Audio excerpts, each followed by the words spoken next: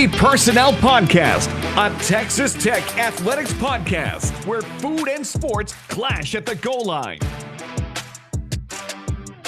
Here are your hosts, Spencer and Michael. All right, what is up, everybody? Welcome back to another episode of the 23 Personnel Podcast. I am your host, Spencer, joined by Michael. Michael, what's up, man? We are back. I remembered how to turn everything on. I think the internet's working.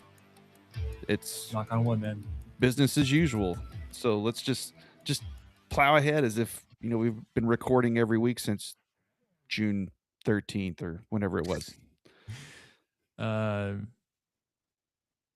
Everything going as usual. I am anticipating a full equipment shutdown, meltdown, and we'll have to pivot really quickly on the fly, but because I have it in my mind that for whatever reason, a new location that the soundboard's going to work.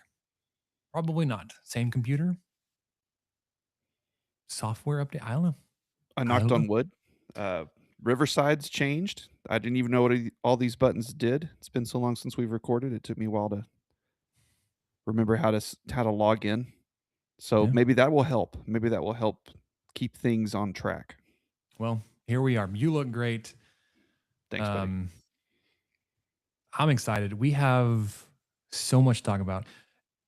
You mentioned we last recorded. It was the week of my birthday, back into June. Honestly, Michael, when we hit end on that recording on that stream, that may have been the last episode or the last full episode of the 23 Personnel Podcast, depending on how we felt after the summer. And then we were like, you know what? Let's give it a go. Let's keep it going. Football does that. Football brings us back out. You know, since then, I have really had my head in the sand. I don't know how many books I've read. Quite a few. Not like leather-bound books, but just like I was into the World Cup, but Same. you know, I got pulled into the Sorsby thing again. That was the last thing we talked about. There's some resolution there, which you'll go through. That I'm sure most everybody knows, but it's still just Surely. I was out of it a little bit, but you know that you can kind of start to smell the pumpkin spice. Late July, Oktoberfest is hitting the shelves in the store. You're just like, you know, it's almost football season. So we're back. We are so back. Nathan Collins, hey fellas, what is up, Nate? Thanks for tuning in. So you got the notification from YouTube. You're like, let's ride. Man, thanks Appreciate it. for joining us. Appreciate you coming back. Yes, sir. Yeah, so tonight I saw a notification somewhere that we are halfway through fall camp already, which is wild. Tonight we're going to get a what's new, what's changed since when we last spoke, but what's new for 2026. So we talked about my birthday last time. Since we last recorded, Michael's had a birthday. We are celebrating birthdays. Michael, how old are you now? What did you do for your birthday? What good things are? I am the jolly old age of 43. I'm no longer the number that is the secret to the universe, so I don't have that going for me anymore. To be fair, I don't know if I ever said when my birthday passed. I am 37 now. 37. See, we weren't even in high school at the same time. He's such a youngin. Gray hair, youngin. Oh my gosh. You were you were learning the bass clef notes in 7th grade band when I was definitely not buying Copenhagen for guys on the basketball team. Okay, so I took the family to Balmorhea State Park. I want to go. And had a swim in one of, depending on where you read, but I believe it's the world's largest spring-fed swimming pool. Been around since the mid-30s. Had a great time. It was really a lot of fun. I'd never driven south of Pecos that direction before, and it's just incredible to be in that area of Texas for so long. And then as you drive south, you start seeing, hey, that's irrigated land. Wait a minute. Those are pivots. You know, you start to all of a sudden feel like you're even in more of an oasis version of West Texas. And then there's some, I'm going to call them mountains because I live in Lubbock. There's some mountains in the background. So yeah, the spring fed water there is a sight to behold, and the pool was great. There was little fish in it. There was people scuba diving because it's like 25 or 30 foot deep depending on where you are, That's cool. and our little one, I was kind of, I thought she'll go either way with the fish. She was all about it. She You say loved that they little, were. like she's young. She's I know she's third nearly grade. full grown. Yeah, pretty much. She grew That was 3 strange. I'm 3 sorry. inches in the She's last year. third grader. She's growing up real quick. Yeah, she grew 3 inches since start of second grade. So we're buying clothes, lots of shorts. Gonna But have to. yeah, that was my birthday weekend, which is right around the 4th. So it was great. Had a wonderful time with the family, and am back and older, wiser. We Wiser, shall yep. see. But we move on. I feel like you set me up there. We move on. Um, That's right. it was really too vague of a hint on Discord when I did it. There's a Houston channel on the Gambling Gauchos Discord group, and I jumped in there and I said, I'm gonna have to figure out what this channel's all about.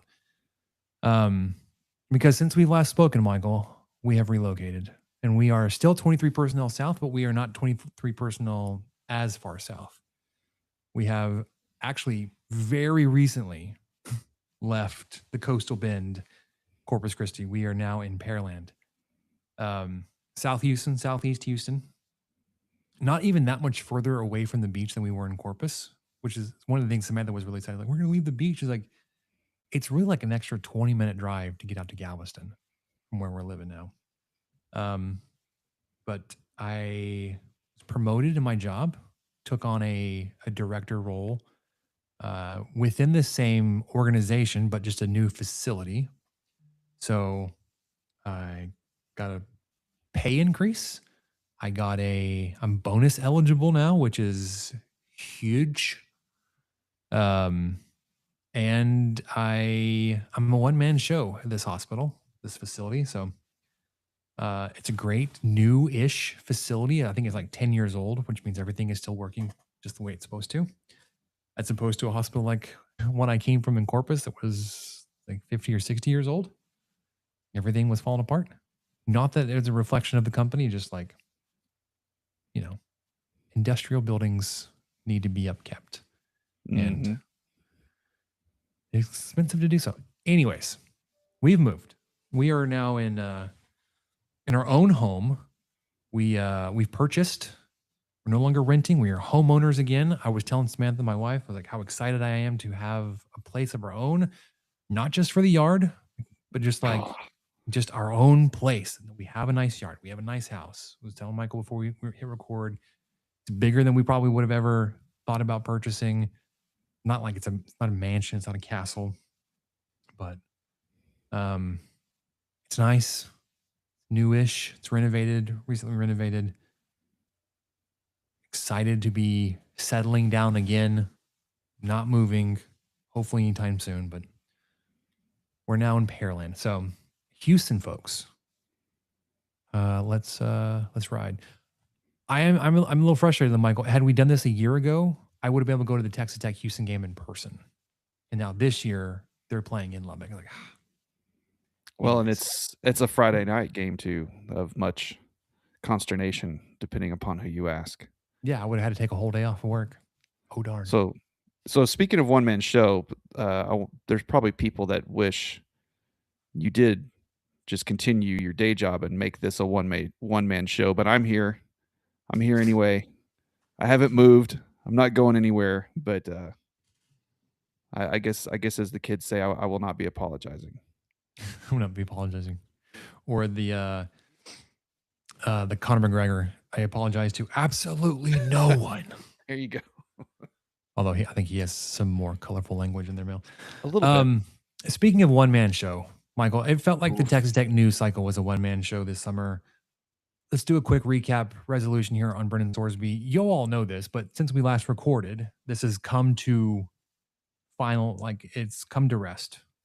I think you and I, like, especially me, I was going back and forth. Like, it was unclear whether or not he was actually going to be, allowed to play, finally cleared, and what that was going to look like. And because his injunction had been granted, but then like literally all hell broke loose. Everybody's like, "Screw Tech! They're destroying the integrity of the game.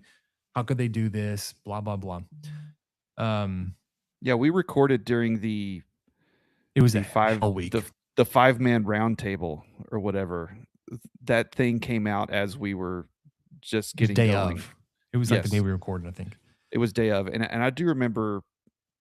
I think ultimately I said a lot of words about the Sorsby situation, but ultimately I landed on I just wish he would go. And thank you, Brennan Sorsby, Yeah. for doing that. Met with pretty universal opposition, except for, within, I would say, a majority of the Texas Tech fan base. There were even some Texas Tech fans that were very vocal about it. My biggest concern or issue with it was just like the PR professional in me says like this was handled very poorly. Like they were not transparent in the fact that like we're doing this for X, Y, and Z, and it almost felt like there was no expectation that he was actually going to be granted his injunction. And then when they were like, well, we're going to stick with them. Because like there were pieces of a foundation being laid, like when McGuire was talking to that Houston touchdown club, like, hey, even though he's been like granted this, doesn't mean he's absolutely going to play. Like there were pieces of that. Most people didn't believe him when he said that. A lot of people said like all the things that Texas Tech was doing was trying to clear the way for him to be able to play. Whatever. PR wise, handled very poorly.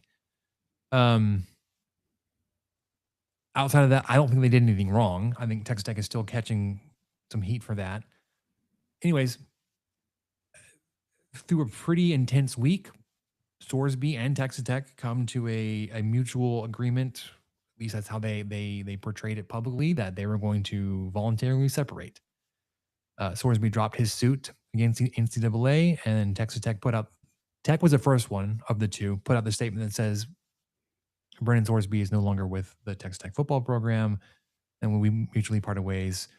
And even in that, you got like a 2.5 or 3-page letter from Cody Campbell. It's like, just say the thing up front with your chest. Don't bury it. Don't try to like just. Anyways, and then it was like, okay, well then he's gonna apply for the supplemental draft and he's gonna go be professional, and then the NFL was like, yeah, we're not holding a supplemental draft. The NFL informed all the teams that, hey, we're not going to hold it.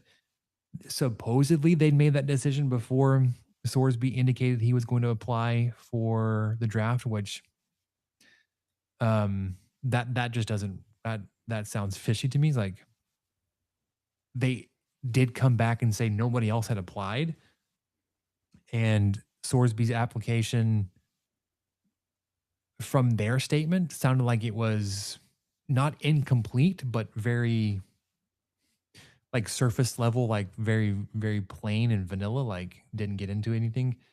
But that Sorsby application did not justify changing their decision to hold a supplemental draft. So no supplemental draft. Everybody's like, well, then he's going to go to the CFL or go play in these other leagues. And the CFL came out and said, hey, we're not going to permit Sorsby to sign with any CFL team. All this kind of stuff. Sorsby said, you know what? I'm going to sit out 2026 as the basically governing bodies would have had me do if I were going to be suspended for this season, and prepare for the 2027 NFL draft. And that's where he's at. He's preparing for the draft. He's not a part of the Texas Tech program. As far as I know, he's not working out at the Texas Tech facility. Not that I'd be opposed to it, but he's off doing his own prep work now. Best of luck to Mr. Sorsby in his professional endeavors. Agree. That ended about as well as it could have, I think. But man, I'm just glad it's over. Whatever happened is I'm glad it's over. Can I? Okay, say space trust circle here, trust tree. Of course, always. When I got the notification preview on my phone that said Texas Tech and Brandon Scoresby are parting ways, there was a sigh of relief. I was like, okay, we're done. It's done. It's over. Because while I wholeheartedly agree and believe to my core that besides the PR mishap that Texas Tech had done nothing wrong and they were catching all this flack and heat for nothing, they were on the receiving end of all this hate and bad publicity. I don't know why, like it was weighing on me and it was tearing me up. I was like, and I wasn't blaming him or the university. It was like I was getting all fired up and upset because of what everybody was saying. When that happened, I was like, okay, we avoid all that. It's the avoid in me. That only threw like a sprinkle on the fire, honestly, to put that out. There's still lots of like nobody believed that it's over, and they're still like, well, Texas Tech still wanted to do it. They still would have done this, and there's a lot of those kind of sentiments being thrown around when Texas Tech is expressing frustration and their concerns about being able to fill a non-conference spot in the schedule for next season. Like, well, it's because they were trying to burn down the sport. Yeah. No. Yeah. We'll get to that in a little bit, but right. And the Big 12 and their response. So we'll get to that too. But that was speaking of, it was going to be over, but it kept rolling in a different format. What's up? Question here from Nate. Thoughts on Gene Taylor and Jamie Pollard? They're clowns. That's really all I got for you. They're jealous of the haves that have. Because I honestly believe that everybody would have done similar things. Like they would have been in a similar boat doing the same thing to have one of their players be eligible that Texas Tech did. So, anywho's, lots of things to update for 2026. Do you want to start with playoffs, rules, new teams and stadiums, coaches, transfer portal, 5 for 5, the Protect College Sports Act? All the things I want to talk about briefly before we get into. Well, you just tell me where to go of the document. There you go. Okay, playoffs, real quick. Minimal changes here. I think most people should be aware, but the playoff seeding bracketology is adjusting because the Big 12 just can't continue to put teams into the top 4 and have them perform poorly. So it's not our fault, but they're moving away from, or they're moving towards the top 5 highest ranked conference champions will receive an auto bid, but that does not mean they get the first round bye. It will just be the top 4 teams in the final playoff rankings that get the first round bye, regardless if they won their conference. I know everybody was upset about this. Everybody was heartbroken that Notre Dame was left off of the field last year. Cry no more tears. As long as they're in the top 12, they will be included in the playoff field. Everybody can take a deep breath there. And then the big thing this summer, everybody was talking about expansion. No expansion yet.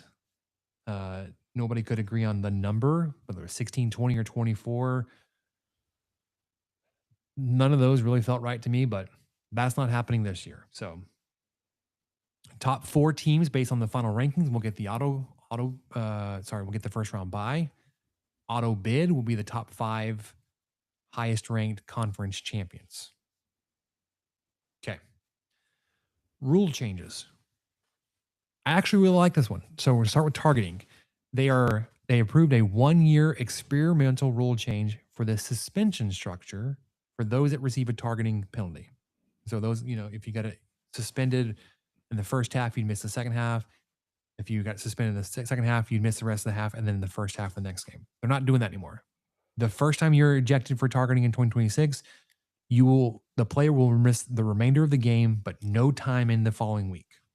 So sucks if you get it on opening kickoff, first quarter.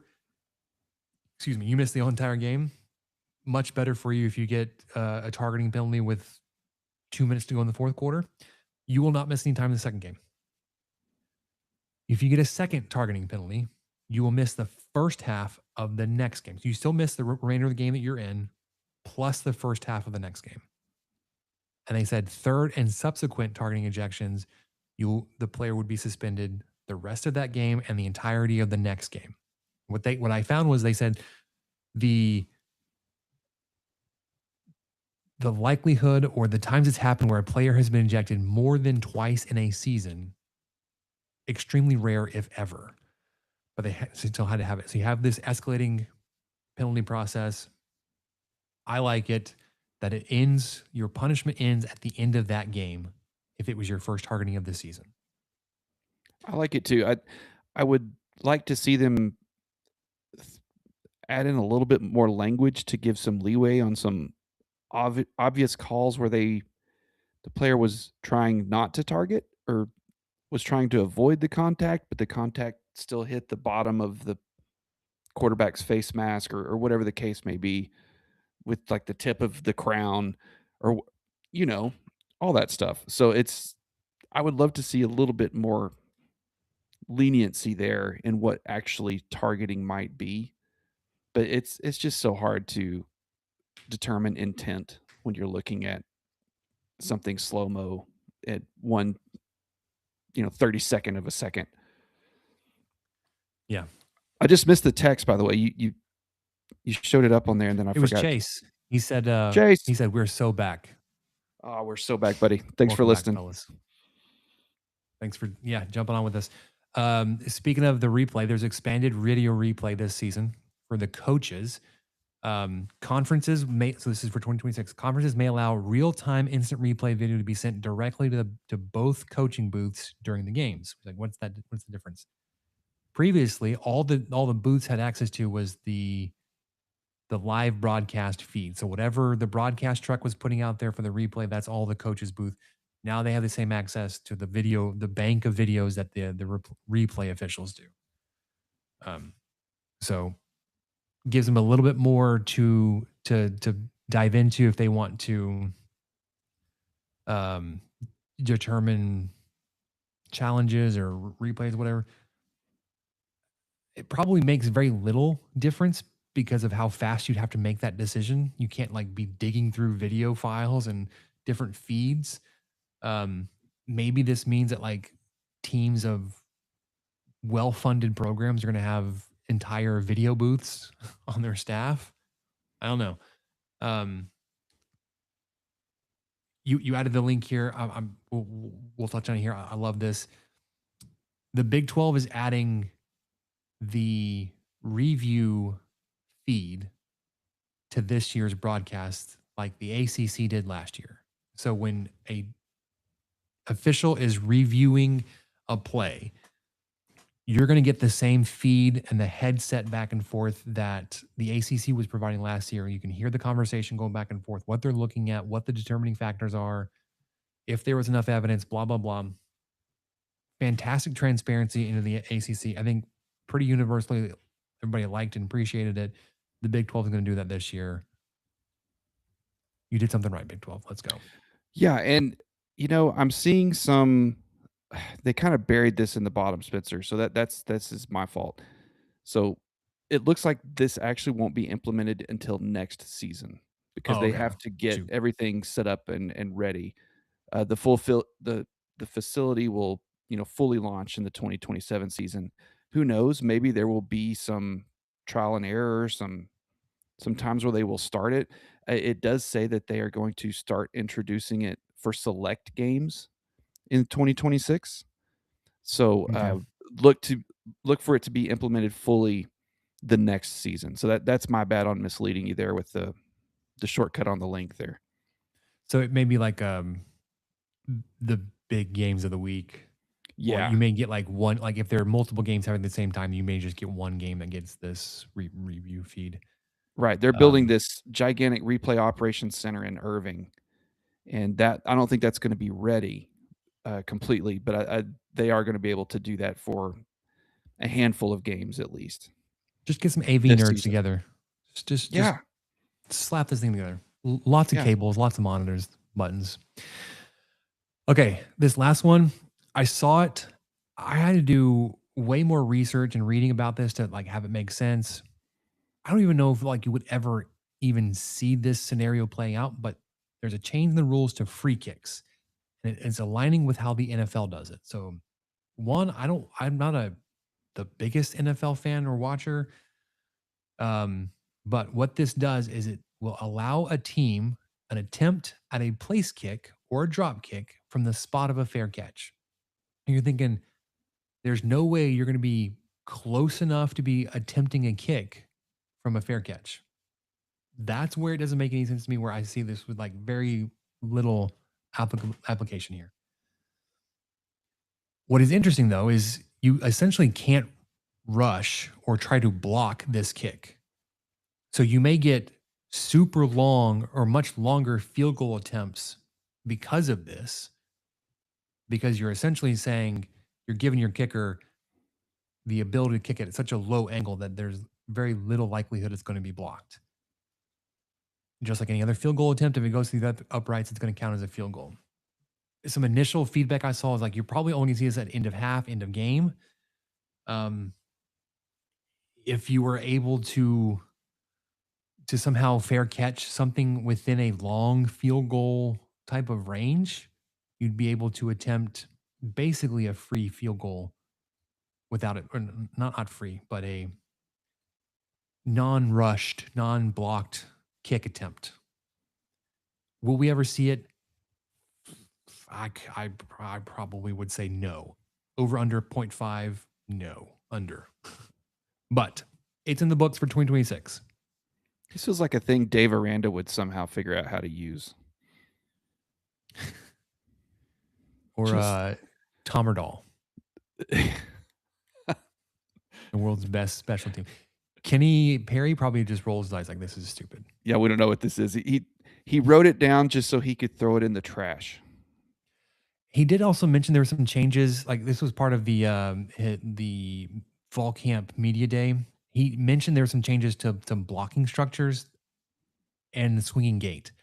But I couldn't find any of the changes that he referenced. But that you may not see Texas Tech have a swinging gate extra point or 2-point try this season because of the rule changes. But it's probably just like the college football playoff rule, specifically targeted at Texas Tech somehow. Probably. Yeah. All right, new teams and stadiums. There are 2 new teams competing this season in FBS, whatever you call it. North Dakota State, I think everybody was talking about how they've been the FCS powerhouse for so long. They're moving up, and they're going to be in the Mountain West. Makes perfect sense with their alignment into that conference. Actually makes sense. Make that make sense. And then Sacramento State doesn't make sense because they basically signed away all their media revenue rights for forever, and they're going to play in the Mid-American. Although I have heard the less mature people bring it up, because they're being playing the MAC, you're going to get the Ball Sac game. Ball State, Sac State will have a matchup. So there you go, Ball Sac. Conference realignment is not dead. The Pac-12, like a zombie or cockroach, you just can't kill it. So the Pac-12 is back. It had 2 legacy members from this past season. Remember, Michael, they just had two teams playing. Still somehow constitute a conference. Oregon State, Washington State. This is the Pac-12 state conference. They've added Boise State, Colorado State, Fresno State, San Diego State, Utah State, Texas State into the Pac-12. Do they have 12 members? No. Is Texas in the Pacific? No. Is Utah? No. Colorado? No. Idaho? No. Half of it's not even in the Pacific. It's not 12. But what it does do, I think, is actually fascinating. So they have 8 members. Their scheduling for the last game of the season, I think, is going to be super intriguing. They're going to play 4 non-conference games and then 7 conference games round robin. Everyone plays each other. That's 11 games. They have 1 game on their schedule, last game of the year, where the conference is going to determine matchups to play for game 12 within the conference, although it will be a non-conference game, for a flex matchup that will be what's based on the best interest of the league, but it's CFP implications, television balance, or television value, or competitive balance. So hang on. And it won't be announced until 6 days before. So like you get let's say week 12, Sunday, going into week 13, you're going to get the game number 12 matchups announced Sunday for that weekend. I mean, I as love a this. fan, I love it. as a fan that does not have a team in that conference and or season tickets for a team in that conference, fascinating. Yeah, Blown away by this idea. There's so many factors that could constitute it. You know, what if there's a 3rd and 4th place team that you really want to play before, you know, you see who ends up in the Pac-12 championship or whatever it could be. I don't know. Maybe there's just this. Maybe there's a rematch worth revisiting. Maybe a lot has changed since they first played in September, and then Yeah, because like okay, if it was these teams need conference to game go at it number again. 1, Yeah, and since then they've both rattled off. You know, they're 9-2 right now. They need to play each other again. Or I don't know. That's like crazy. a key player was hurt or they're back or Right. Well, 6-day win. there's a team tied. Their teams tied for 5th and or whatever. I don't know. There's so many things that could play into it. But yes, essentially like the 6-day window you kind of get used to for like the TV announcements is like this is gonna be the matchup, and you could kind of like similar to how the conference championship announcements like to Texas Tech knew like okay going into the final game versus West Virginia, like Texas Tech was going to the Big 12 title game. But this is game number 12. It's not even like a conference championship game. That would be the next week. So I'm interested to see how it plays out. Yeah, and I wanted to bring up something. You know, you're just kind of alluding to how strange this all feels, but Shelby with Seeing Scarlet had a great tweet the other day, and it was essentially Texas State Bobcats score the first goal in women's soccer in Pac-12 play. And then she said something along the lines of that tweet would have just been unheard of 5 years ago. It would have been like, is this AI coming together? Do we even know what AI was yet? It was Will Smith badly eating spaghetti. Yeah. Yeah, that's wild. Speaking of wild, Mountain West, the Wild West, UTEP and Northern Illinois are moving to the Mountain West along with North Dakota State. So Mountain West is adding 3 new teams. UC Davis is joining the Mountain West for all sports except for football. Utah Tech is joining the Mountain West in baseball and men's soccer. So they're full membership schools in the Mountain West. So basically they're football schools. Air Force, Nevada, New Mexico, San Jose State, UNLV, Wyoming, Hawaii, Northern Illinois, North Dakota State, and UTEP. Is this one of the best? Okay, Hawaii's in there. They've got to play somewhere. Is this one of the best geographically represented conferences? Is this one of the last ones? Yeah, if you could switch out Colorado State from the Pac-12 and Hawaii in the Mountain West, you could sign off on, well, I guess Texas State would still be in the Pac-12.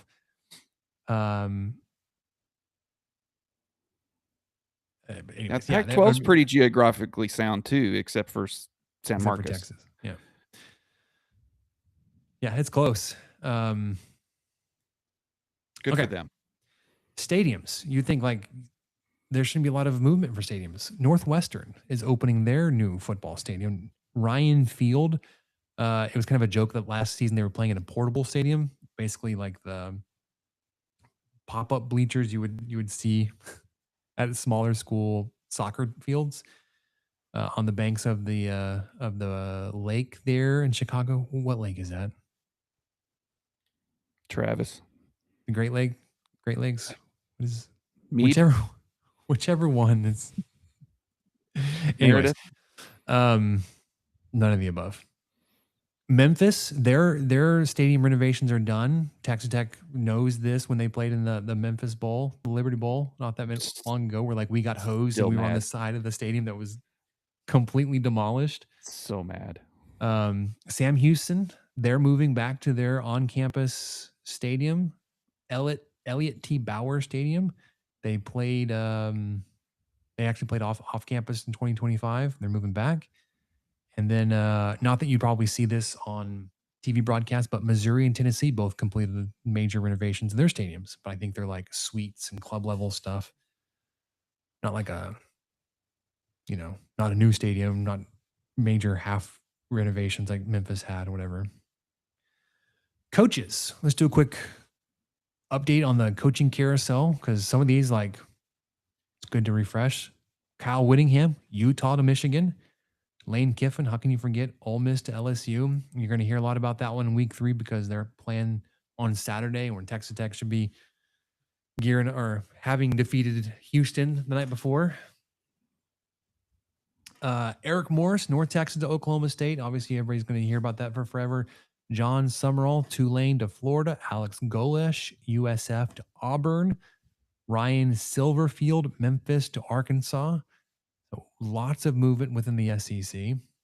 In the Big 12, Colin Klein was Texas A&M's offensive coordinator to Kansas State's head coach. Bob Chesney, James Madison is now going to be the head coach at UCLA.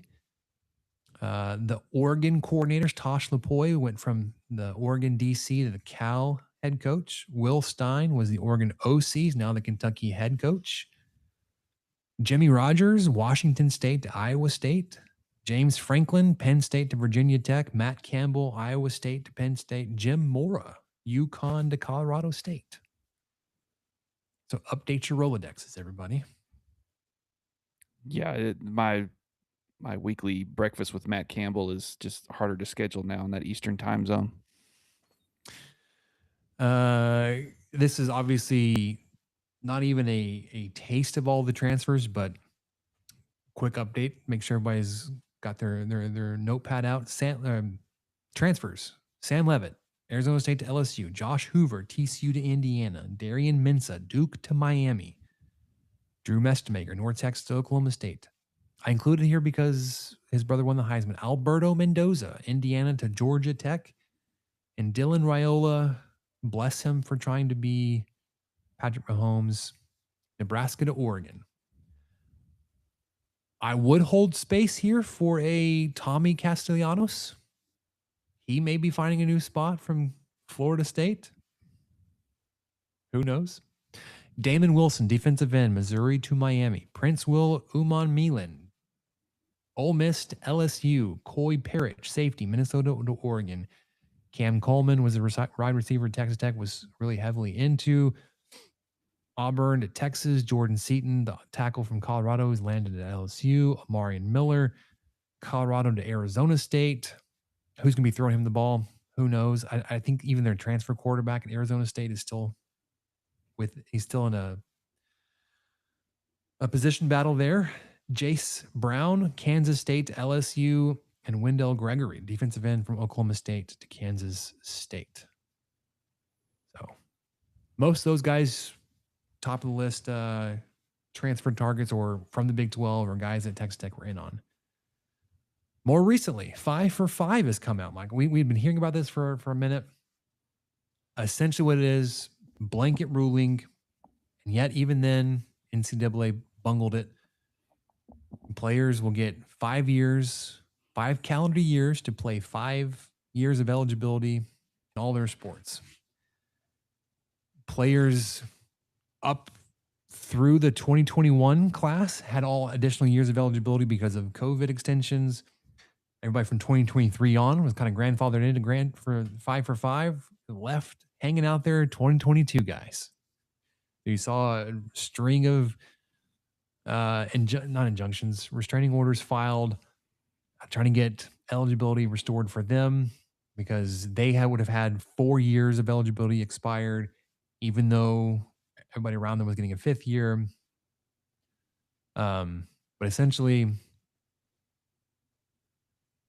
what you're seeing is there was a U.S. District Judge Charlotte Sweeney issued from Colorado a class-wide preliminary injunction against the NCAA, granting everybody in the 2023 class to have that eligibility back that had expired 4 years and now get a 5th. You have to, based on her ruling, you'd have to return to your previous school or enter a special NCAA transfer portal. And then it came out saying, "Hey, I'm not granting an opening of a transfer portal. You would have had to be in the transfer portal." Essentially, they get the additional year of competition while the litigation continues. And just like with Sorsby, it could be after the season when it's finalized. The biggest deal, one more thing. It does not allow those who have signed professional contracts. And this is where some things, especially for Texas Tech, comes into play here. But teams with already full rosters are very upset about this. Because I was like, hey, all these players are available. I wouldn't have constructed the roster I did had I known this. And then you get galaxy brains throughout the Texas Tech athletic program that are now feasting. Geniuses. Look like geniuses now. On these newly eligible players because they had spots on the roster for whatever reasons. I'm not gonna disparage their recruiting efforts this spring or their general managers, but Texas Tech was in a opportune position to take advantage of this ruling. Now, what happens if eventually they come back and say those players shouldn't have been granted year of eligibility? Do they, does it happen in the middle of the season? Are they just wiped off from the roster? Do you vacate wins, stats? Are you vacating championships, record, all that kind of stuff? It's going to be interesting if it gets overturned, especially if it happens in season. For football, I don't think anything outside. Like we did see that guy, that offensive lineman for Texas is going to be able to go back. But for Texas Tech, I don't think anybody out there qualified. Men's basketball, Darian Williams, Donovan Atwell, Jermichael Stillwell, we're all on there, which we'll talk about them. They've all announced and signed. They're back with Texas Tech. Huge for this roster building class because it was a mess, and we were looking at it, man. It's gonna be a rough season, especially if your roster is 75%. Other players I could immediately find that could have been, and I haven't seen the updates on this for the women's basketball side. Bailey Maupin, and then softball Maya Davis. The Maya Davis would have been really intriguing to see if she would be able to come back, but the way that Glasgow did his transfer portal, I think he probably filled the roster supremely quickly. But we also know he was very close with Maya Davis, and he could have made space for her, and we would have not have faulted him for that at all. So, yeah, I know Maupin practiced with one of the WNBA teams, but I don't think she was ever signed or had any sort of contract inked. So there's a chance there, but I think similarly, that roster was pretty much set months ago. So I think they're in the same boat. But who knows? There could be a path. Yeah. Two more things, and this is me spitting a lot of words out at you. Protect College Sports Act. Essentially trying to get some kind of overarching. Sorry. It's a very strange noise from outside the hall. Governing body, some kind of governance for college athletics. As of when I made the notes, one of the biggest things was revenue sharing was still kind of being debated. The House Senate was going to allow $21 million in direct athlete revenue sharing, and the Senate would have permitted another 20 to 25 in retention pool funds. So essentially, you could have athletic departments be able to get up to nearly $50 million annually to athlete and NIL funds. A lot of debate and discourse back and forth between programs that could maybe do that for a season, that could reach up and do that. Someone saying, well, that the 50 million would be an absolute ceiling for some and it would be the floor for others. You probably just get a whole new wave of people figuring out how to get around that number. So there was that aspect of it. Conference realignment would have been limited. No conferences of more than 19 members. And it would have required schools leaving a power conference to spend 5 years as an independent before joining a new conference. Again, essentially saying you got to go be on your own so long that it wouldn't have been financially feasible. Again, trying to like just cut off realignment. And then how would all this be policed and enforced? Because we know just because you say like we're the new governing body doesn't mean everybody's going to follow the rules and you are going to have the absolute authority to do this, and how that would play out with the NCAA. So, last thing, World Cup. Michael, you said you got into it. I got into it. I think a lot of us casuals became Norway fans as a secondary team. I know I did.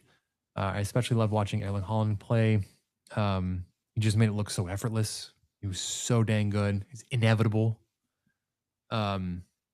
Rising superstar.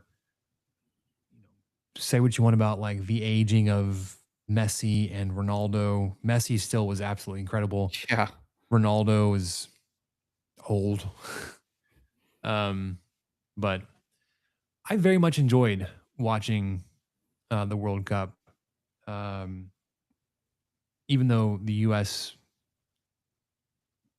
not that they were like upset or eliminated earlier than they should have been, but when they went up against a quality team, it looked bad. Yeah, they looked like they were in a different league. Finally going out. Gosh, who was it? Belgium? Belgium. Yeah, Belgium just thrashed them. I mean, it was with their stupid baby blue and pink uniforms. Oh man. But yeah, I was really into the World Cup too. This is the first time, to be honest, that I'd really given it much of a chance. And a lot of it was because it was in the US. And so the games were at times that made sense to those of us who live in the central time zone. You know, I mean, even if the game was in Canada or Mexico, especially if it was in Mexico, actually. Oh my gosh. The times made more sense. The games in Mexico environments were just absolutely insane. Loved Bonkers. Yeah, I did too. I really enjoyed the first rounds. I got kind of spoiled to it, you know, almost 3 or 4 days of the week. You come home from work and there's a World Cup game on. All right, or 2, who are these or 3. teams? Who's this country? I don't know. That's fine. It's green coral. Who was that? It was like this tiny country, 100,000 Ivory people. Coast. Ivory Coast. Well, I had green in there, so that was a color at least. I was close, but yeah, we were totally into it. We watched as much as we could. I don't really think I even got to pick a favorite team. I mean, I watched every USA match, but I didn't really pick a favorite team till way too late because I was just enjoying it so much. And then I think every time I picked a team that I really wanted to win, they lost. So I just whatever. That's fine. But the guy you mentioned plays for Man City. So we're going to try our hand at watching some Premier League matches this year. We watched a little bit. There was a friendly versus Arsenal, and it was just terrible. Arsenal scored, I think, in the first 30 seconds versus Man City on Sunday, and then it was just that was it. I think they won 3. It was either 3-0 or 3-1. It was just never close.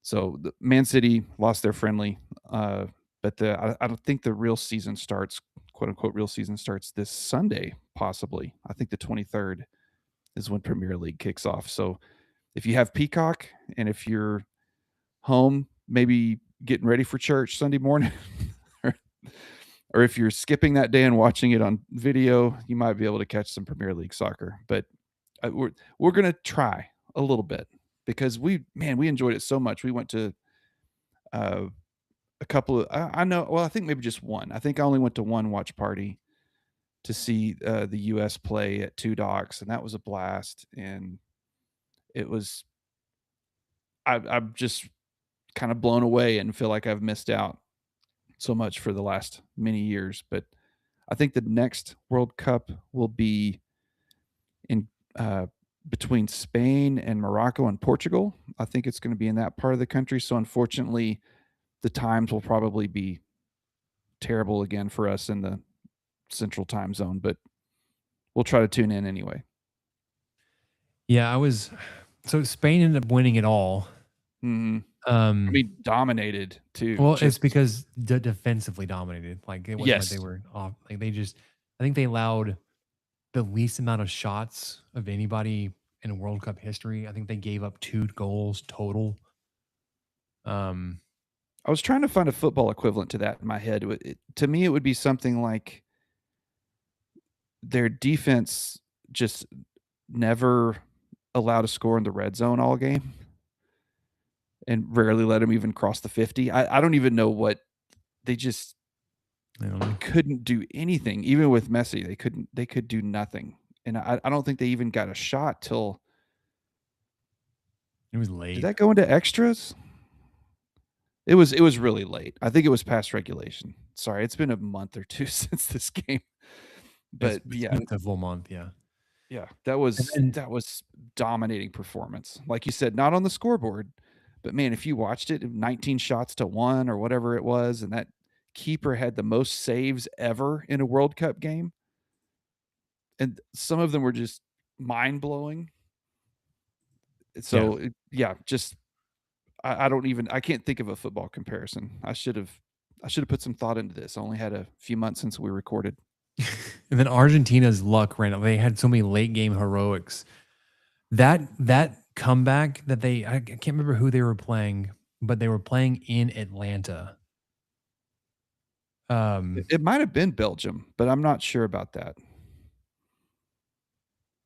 Or was it France?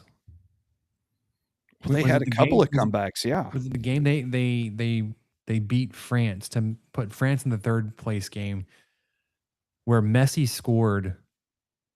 I'm gonna have a hard time finding. Okay, everybody knows the Telemundo guy is like he's GOAT. Oh right? Yeah. I should know his name. His call of that goal where they took the lead is cinema. One of my favorite things about that is the way that they were setting up broadcast in that game. They were not like closed booths. You can hear other broadcast teams.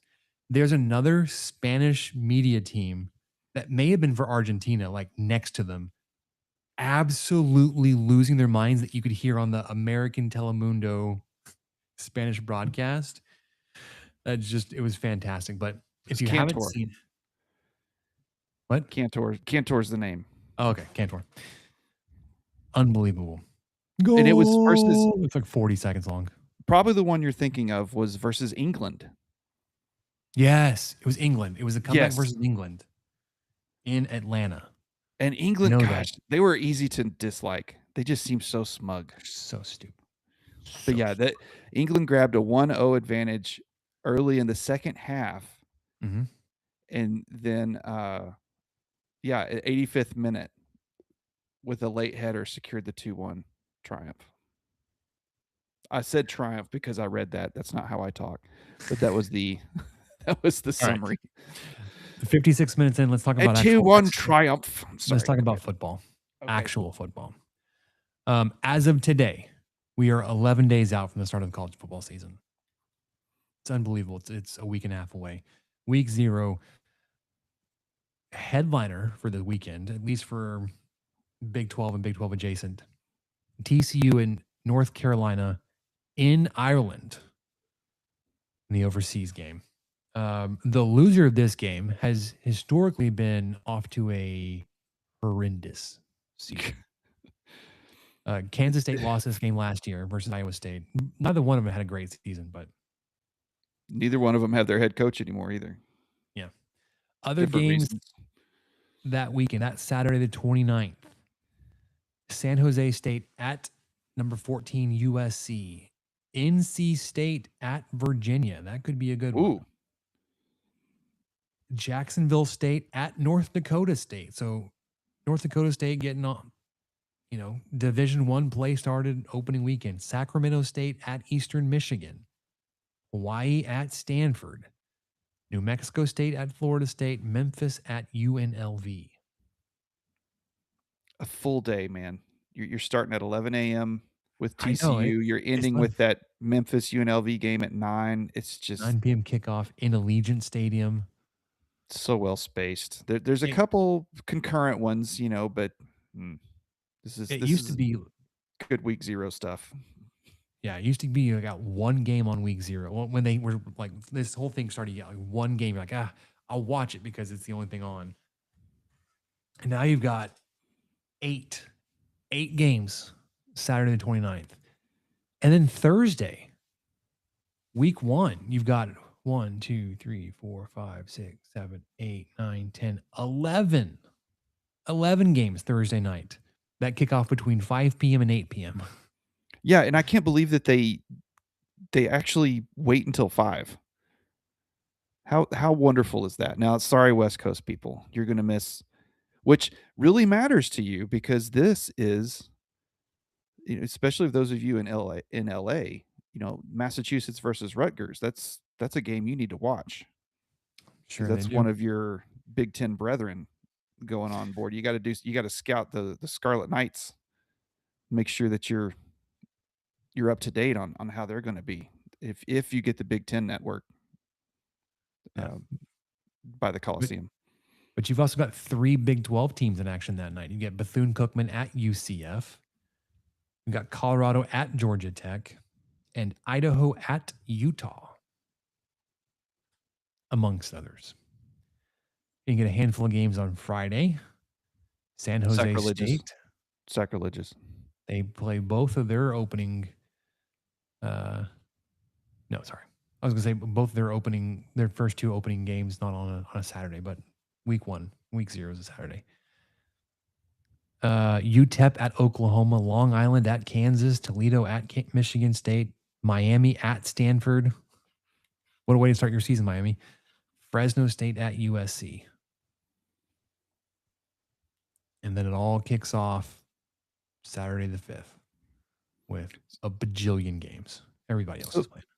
So would you? Oh my gosh, yeah. And we're going till midnight because Hawaii. Nope, Hawaii's not in there. They play at 9 p.m. Interesting. But Nevada is the latest kickoff is 9:30. Yeah, Nevada's the latest. So and week 0 Sunday. Week 0 shenanigans.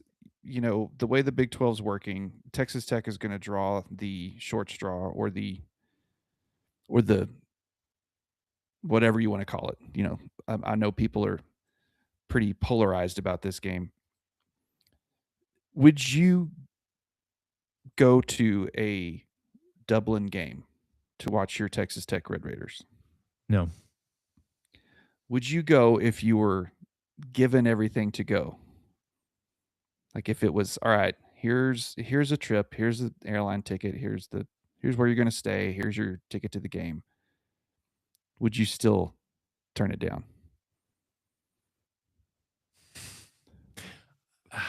If it was absolutely free, maybe I would go. But that's the point. I guess it's sad that like I can't immediately You had to say think yes, about I it. will go. Would you? If everything was free, would you go? 100%. Okay. I would love it. I would love it. I would consider paying my own way even to go to that because I've never been to Ireland. You could make a week out of it or whatever. And then you get to go watch your team play in a giant soccer stadium. And I don't know. It's really appealing to me, but I get why people also don't like it. And then push come to shove, there's about a 90% chance that I would not do it. Probably closer to 95. Well, Michael, it would cost this many $1,000 to go. And then I'm going to go, yeah, I don't think so. Probably not. Probably not. I don't know. Never mind. It may be because I have no desire to go to Ireland. Oh, I do. Like if for whatever reason they were playing this game in like Germany or Austria, Oh, sure. all right. If everything's paid for, yeah, sign me up. I'll go. Ireland is like there's for whatever reason I don't know. I don't even know what it is. It's not like I'm anti-Irish or Ireland or anything. I'm just like Well, it sounds like it. Sounds like you are actually. there's just no draw for me. Well, I would really enjoy that. And I think London, I would go London. France probably doesn't even want us, but I'd go anyway. I guess I'd go to Germany possibly. But yeah, Right. Dublin to me is almost like a no-brainer. You just like, yeah, I would go. Okay, you've got friends here. Seeing Scarlet, absolutely go to Dublin. Went for one day in a layover since, and the people are amazing. Any excuse to go back, I'm in. There we go. It's just I know that it's going to happen. Texas Tech will draw that game at some point, and it will make a lot of people really upset. But then there's going to be a lot of people like me and possibly Shelby that are like, well, that kind of sounds fun. Maybe if I plan that will be the big vacation for maybe the next 5 years of my life or something. Or we're going to have to cancel our season tickets and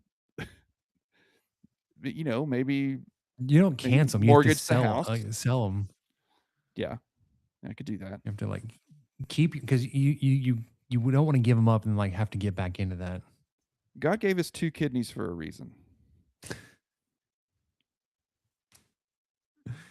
All right. 18 days. So week 0 is 11 days. Texas Tech kicks off in 18 days. We're close enough. We're getting preseason polls and projections everywhere you look. The 2 big ones are out: the coaches poll, the AP poll. Texas Tech unanimous in both at number 12, highest starting spot I think in either one of them in a long time, maybe if ever. What are your thoughts, Michael? Is that exciting? Is it over? Or like, is it too much attention? Are they overrated, underrated, properly rated? I'm trying not to eat too many of my words over the many years that I've lived this earth, where Texas Tech being in the preseason poll was never a possibility. Where I would then say, yeah, well, preseason polls are pointless, and all they do is just feed this regenerative self-fulfilling prophecy where, well, number 9 played 11, well, 11 beat 9, so now they're 7 and 14, and then they play each other again, and now they're 9 and 11 again, whatever. All that said, this is where Texas Tech needs to be. If this system is still going to be in place, we should get to take advantage of it. So I'm glad that they're in the mix. Number 12 feels right to me. We'll get into more of an X's and O's preview probably next week. But I don't want to just assume Will Hammond is a fix-all. I don't want to assume that the generational talent that we had on the defense last year was just magically replaced.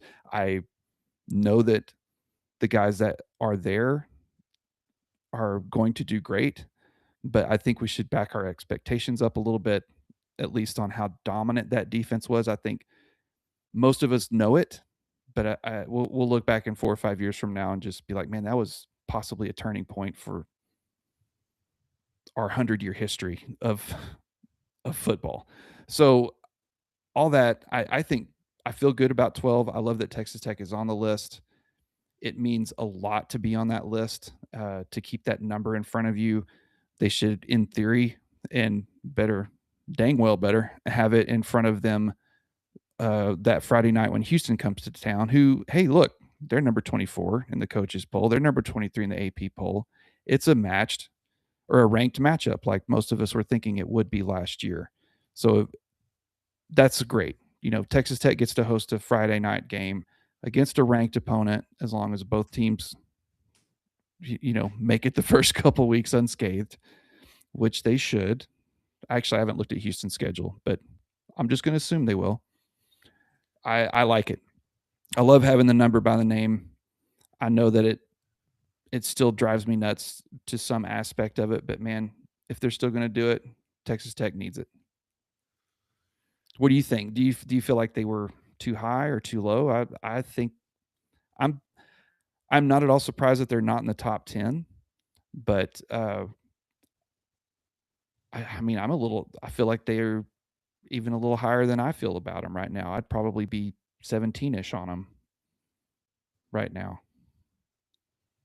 So the Houston schedule, just going back real quick, they start off home versus Oregon State, home versus Southern, at Texas Tech.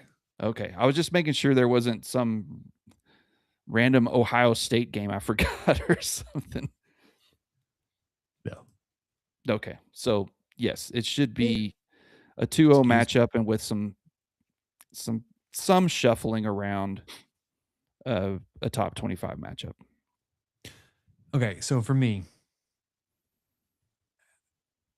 there were points you made that would indicate that, like, yeah, a 12 would be a good spot for Texas Tech to land, replacing all the things, all the players they lost on offense, but especially on defense.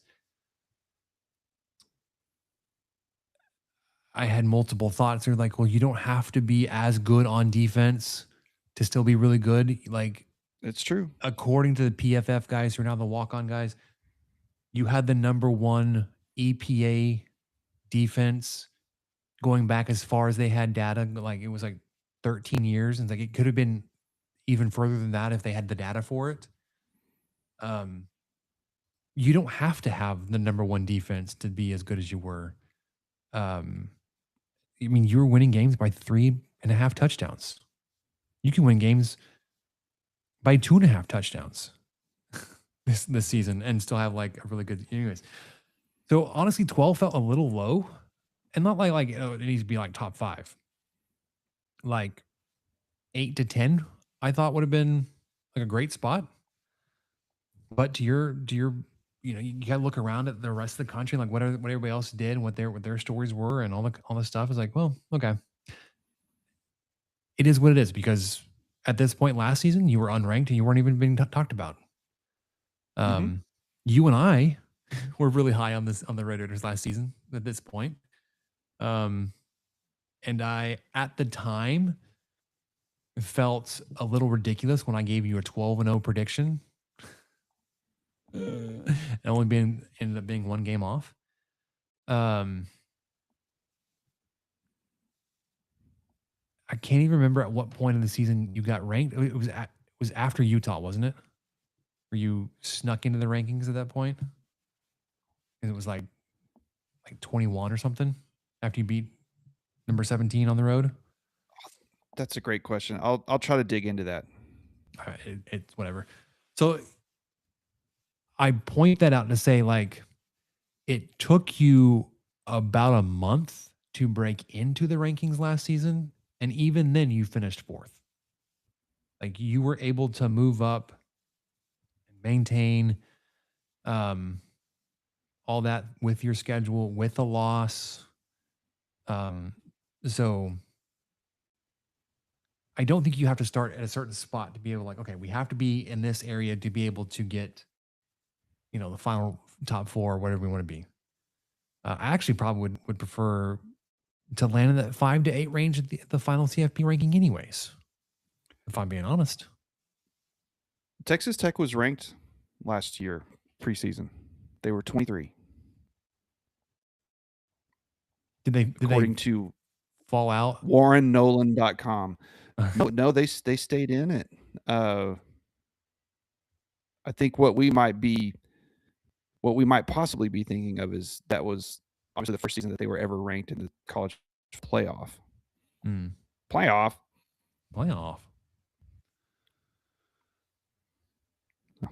Did my computer freeze? Anyway, Yeah, I think they were ranked last year. I'm showing they were ranked 23rd in the AP and 24 in the coaches. Okay. And they did jump up. So after week 3, they from 21 to 17, which is when they went to Utah, I believe. And then after they beat Utah, they went to 12. Okay. It was a big jump after Utah. Yeah. All right. So, yeah, I mean, preseason polls are pretty useless. But Unless you're on it. it's a good spot to be when you start on it. Yeah, that's what I was going to get to. This was a long time ago, Michael. You want to talk back just for a minute about Big 12 Media Days? Yeah, just a little bit. I mean, there's not a ton I wanted to cover. The main thing was just I'm not going to get too in depth into Sean Dillon's question and what he asked Yormark, but See, that's like the only thing I do want to talk about. Yormark's arrogance was. Oh man, the thing I want to talk about is just Yormark's arrogance of making him stand up and making him repeat it, and then still not really answering it, and just that not answering any questions regarding Sorsby or the treatment of Texas Tech versus the remaining 15 in the league. I mean, just all of that just did not sit well with me at all. But do you want to go into what Dillon actually asked? Well, okay. I'm not going to pick apart his question. And I think the heart of his question was fair to be asked. Talking about you were trying to sell us conference on 16 teams together moving ahead as one. Not that far removed from all of the nonsense thrown at Texas Tech's way, the blackball on whatever. It may have been a little conflated with the tortillas and the noisemakers at Oklahoma State and all that kind of stuff. Stumbling on presenting his question both times he had to say it did not help. But I think, again, going back to my interpretation, my reading, my understanding of what he was trying to ask, I thought that was a decent question to ask. Again, notwithstanding like the slip up and the whatever. I thought Yormark being a giant a-hole trying to flex on him and say, stand up and say it again. Like that's some kind of power move. Yes. Okay, he stood up and said it again. Like you couldn't hear him. He was speaking into a microphone. Now you can see all the people like around him, like cringing and all this kind of stuff. One, good on you, Sean, for not you're not, cowering in that moment. That like, I mean, I don't know how I would have responded had I asked that question, knowing it was kind of confrontational, and the person said, "Stand up and say it again." Like, would I have been, I had my wits about me enough to be like, "No, I think you heard what I said." Yeah, that's immediate. I would have completely turned combative. So way to stick professional on that, Mr. Dillon, because I would have. You heard me. And then exactly what I just said. So he goes come down here, and then I'll tell you what I said if you really want to know. Yeah, he goes through all that, makes him stand up and say it again, and then he like finds this minute little detail that he disagreed with to dismiss the entire question. He didn't even answer it. And the question before it was also from a Texas Tech media person where he just looked like this is not the time to talk about it. It's like, well, when is the time to talk about it? Like, well, this is the media Right. setting in the big, like, this is the time. This is a time, whatever. Biggest story of the Big 12 since April, and this is not the time to talk about it. GTFO, man. Where do you think you are? Look around. Where do you think this is? It's the Big 12 Media Days. Oh, it's not the time to talk about the biggest story that we've arguably the biggest story we've had in the last 3 years. Okay. Well, yeah. Screw me then. I guess I'll go home. This isn't the time to talk about it. Yeah. Ah, just the arrogance of that. And then the other thing that was like it I feel like it kind of got like overshadowed by all of that little bit of extra attention, but the Monster Energy deal, Ugh.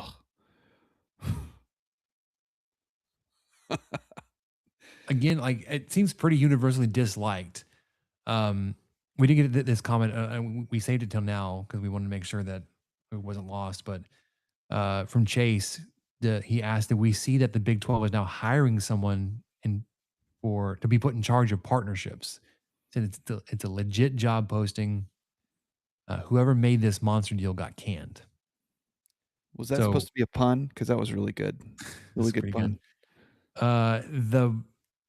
They're not even renderings anymore. The representation of the co-branded patches and stickers and whatever you're Oh, seeing on fields and on courts and on jerseys yeah, I are saw horrendous. the You see the one, Supermarkets Arena. I yeah, saw the one at that one Texas Tech? today in the lane. It's And it's atrocious. truly it's listed before the Roman number 12. I mean, it is the Monster Energy, if you're reading left to right, like most of us do, Monster Energy Big 12 basketball, Big 12 football, whatever it is. Yeah. And I know that And some people are saying like, the schools are only getting $1 million per out of this deal, and if you want to break down like per game or whatever, like it's pennies. Like, well, this doesn't take away from the school's ability to sell their own patches, except it kind of does. And that like you've yeah, now set the market for those that hadn't already had deals lined up. Kansas already had one lined up. Oklahoma State already had one lined up. What they were brilliant in the fact they were ahead of this. But now you can't go to a local media partner and be like, "Hey, we want to sell you the other patch for 5 million." Like, no, really. Monster got it for one, and they're yeah. going to be on your court and on all your mentions. We're not going to give you that much money. Yeah, and Monster's a national brand. You know, your regional mom and pop soda company or whatever is not gonna cough up more than $1 million for that. I mean, And that's they got it for $20 million. yeah, and what's insane and everyone was just blasting the Big 12 for that, rightfully so, and then it was proven correct. I think it was within a week, Spencer, wasn't it? Was it Notre Dame who they got paid almost the same amount for a single logo on their they're like their independent team got paid 18 million. I don't even remember who it was, but it was some gigantic amount, the same amount Yeah. that Monster Energy paid pretty much for 16 teams. I know Kansas got their individual patch was like for 5 or 6 million. I don't remember what Oklahoma State's was with the It was Osage, the but it was Osage Nation, which I right. I don't know if it was. Do you see they filed for bankruptcy No. or some No, kind I of didn't. there's some kind of financial issue. Um, Maybe possibly separate from yeah, I don't know. Cuz I think the patch is technically from I don't know how the entities are separated okay, sorry. There in was Oklahoma. they declared and subsequently lifted a brief state of emergency. So it's been lifted, but it was driven by budget constraints, projected revenue shortfalls, and expiring federal funds. Okay, so Well, and I know I did this not has see the been update that had been lifted. So. sure, and I know this has been done to death, but there there's a tweet floating around of some conceptual Monster Energy Big 12 logo sorry, combinations, which if you haven't seen them, they're great. It's just the Roman numeral 12, and then behind it is like the 3 claw logo of Monster, but then it's all done in the team colors. Because they have the Big 12 logo that can be outlined in purple for TCU or Kansas State, or outlined in red for Texas Tech, or black, or whatever. And so there are mock-ups of that on Twitter that actually look really sharp and would be a cool way to blend the two logos together and keep the color scheme going for your and give the teams options. But no, you're stuck with that ugly green just right next to a Roman numeral 12 on a black block with some Mm. outline on it. I think the outline might be red. It's just Is hideous. is that the black and red? Is that the Texas Tech treatment of the Big 12 logo? Does like each team have No, their own? Okay. it's just the Big 12 is that's the thing. I wish they would. But I don't think they get that. The Big 12 logo is just typically red, outlined in red. So I don't Mm. know, because Kansas's when they showed their football uniforms recently with that hideous logo on it that practically covers or partially covers the top bar of the K in Kansas. I mean, it's insane. I've got to look that up. I'll pull that up so I can throw that in there. The other thing came It's out right terrible. around Big 12 Media Days was the NCAA sent a letter to Cincinnati informing them of their intent to investigate into the Brendan Sorsby stuff. And as of August 18th, I've not heard anything else. So Whole lot of nothing. following that, not soon after, not that long after that, Texas Tech held their media day. I would jot down a couple of yeah, they're like, okay, sorry, you just dropped the picture in there for Kansas's patch. Yeah, it definitely is covering part of the K in Kansas. Yeah. And then there are other the private one they did, XRP, it was Ripple. It was a blockchain company. It's a 5-year deal for $30 million. So their patches are getting $6 million. Even then, it's like, so above the space between A and S in Kansas is the Adidas patch. The Ripple patch is above that. It's like almost up on the collar, which is just kind of funny. But yeah, the picture there is that's horrendous. That's awful.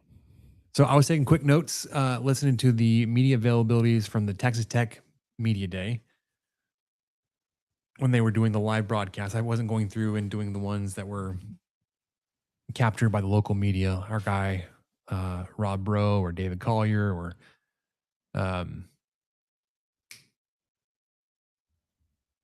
what is his name? I'm blanking on it. The guy that does the other site, Jarrett Johnson. I've listened to a lot of their content, but that's not what I'm talking about here.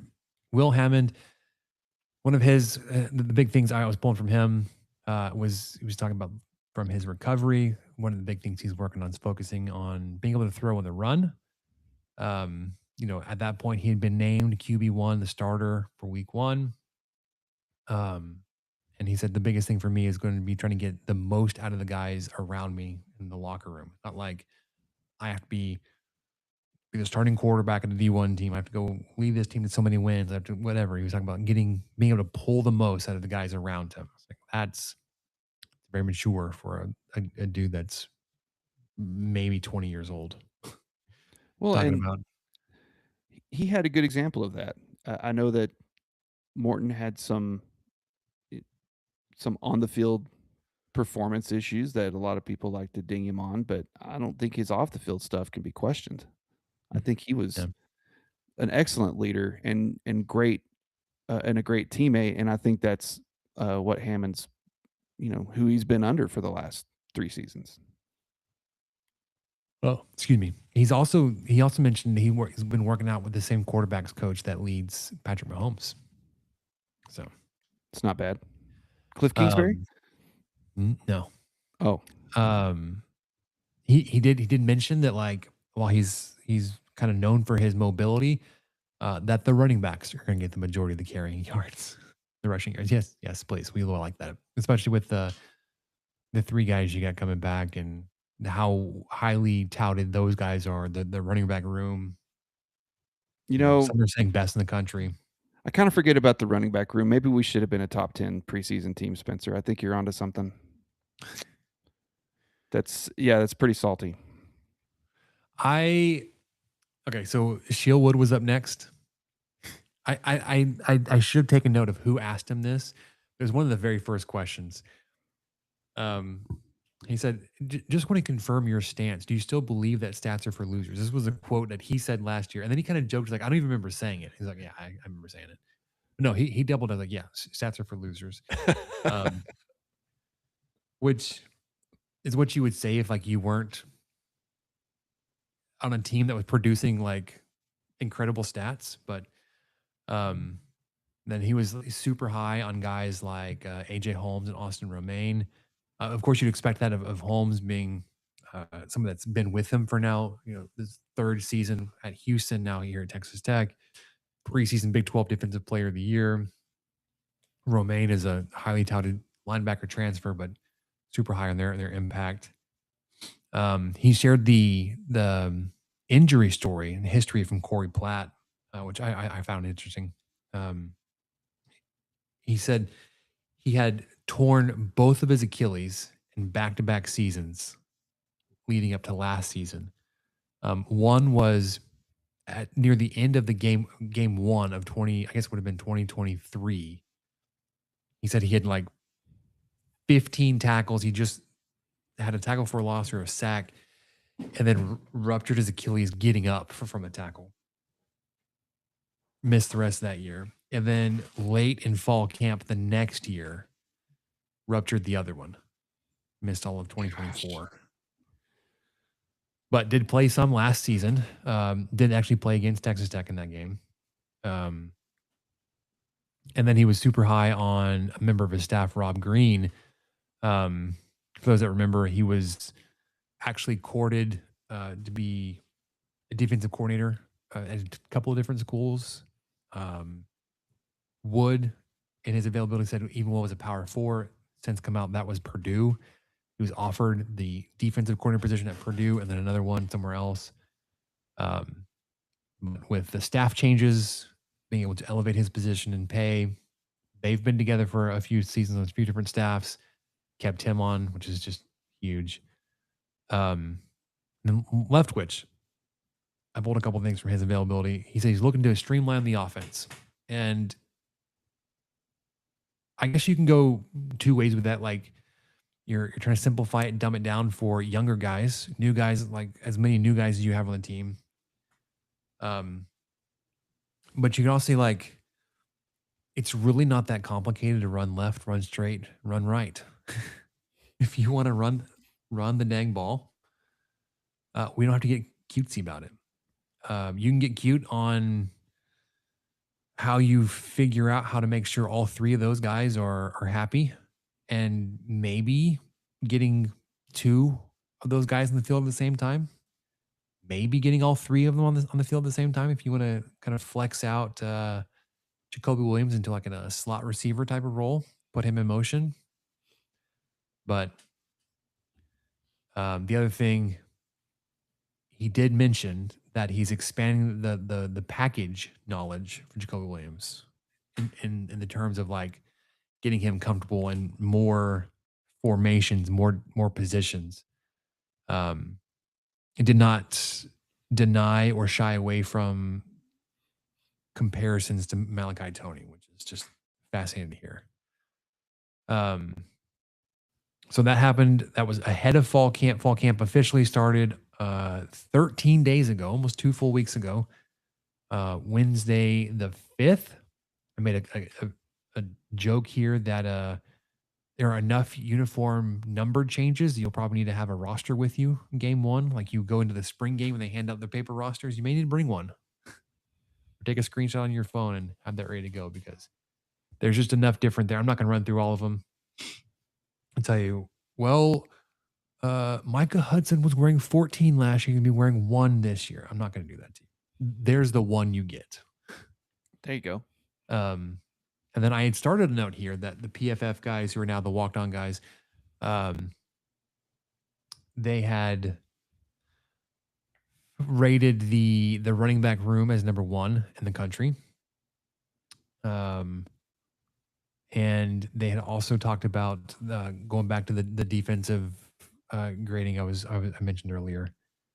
Recently, I think it was following the it was the What's Next podcast with Giovanetti. Gio asked McGuire. So I know that like a lot of people say now that you've won the conference, you got that kind of goal achieved. Like, what's the fire for this season? Like, what's the big goal? He said, honestly, like losing the way we did to Oregon left a bad taste in all of our mouths. Like, we have to go out there and prove that that's not who we are as a program. That we have to go do something about that. And he also said, honestly, like winning the conference is great. But he said outside of Oklahoma, nobody's been a repeat back to back except until you go all the way back to 2013, 2014 with Baylor, where they won it one year and then shared it the next year. He's like, it's been 12 years that somebody not named Oklahoma, who's not even in this conference, has won this thing in back to back years. He's like, let's go do that. Let's do it again. Let's run it back. Let's go score a point in a playoff game. Please. There was this little tidbit I picked up on in one of the reports that the director of player personnel, who has done the research and crunched the numbers, he determined that the Texas Tech defense, that will be the 2026 defense. Everybody talks about all the guys you've lost and all of the talent that's gone off the NFL. But the Texas Tech defense for 2026 is returning the most amount of snaps played in all of college, D1 level. And that's excluding time or snaps that somebody has played on special teams. So true defensive snaps only. Texas Tech is returning the most experienced defense. Granted, that's not all at Texas Tech, but it's also not saying, oh, we're returning 2,000 snaps. Well, that guy's been on special teams for 3 years. No, it's like the guys that play defense full time, these are the stats we're counting. That's the most. It's hard not to be intrigued by that. Cam Dickey. Sorry, what were you going to say? I was just saying I'm beginning to believe again. You got 18 days to buy in, Michael. Gotta be careful. Our schedule preview next week, but that schedule is rosy. Cam Dickey announced the Maxwell Award watch list.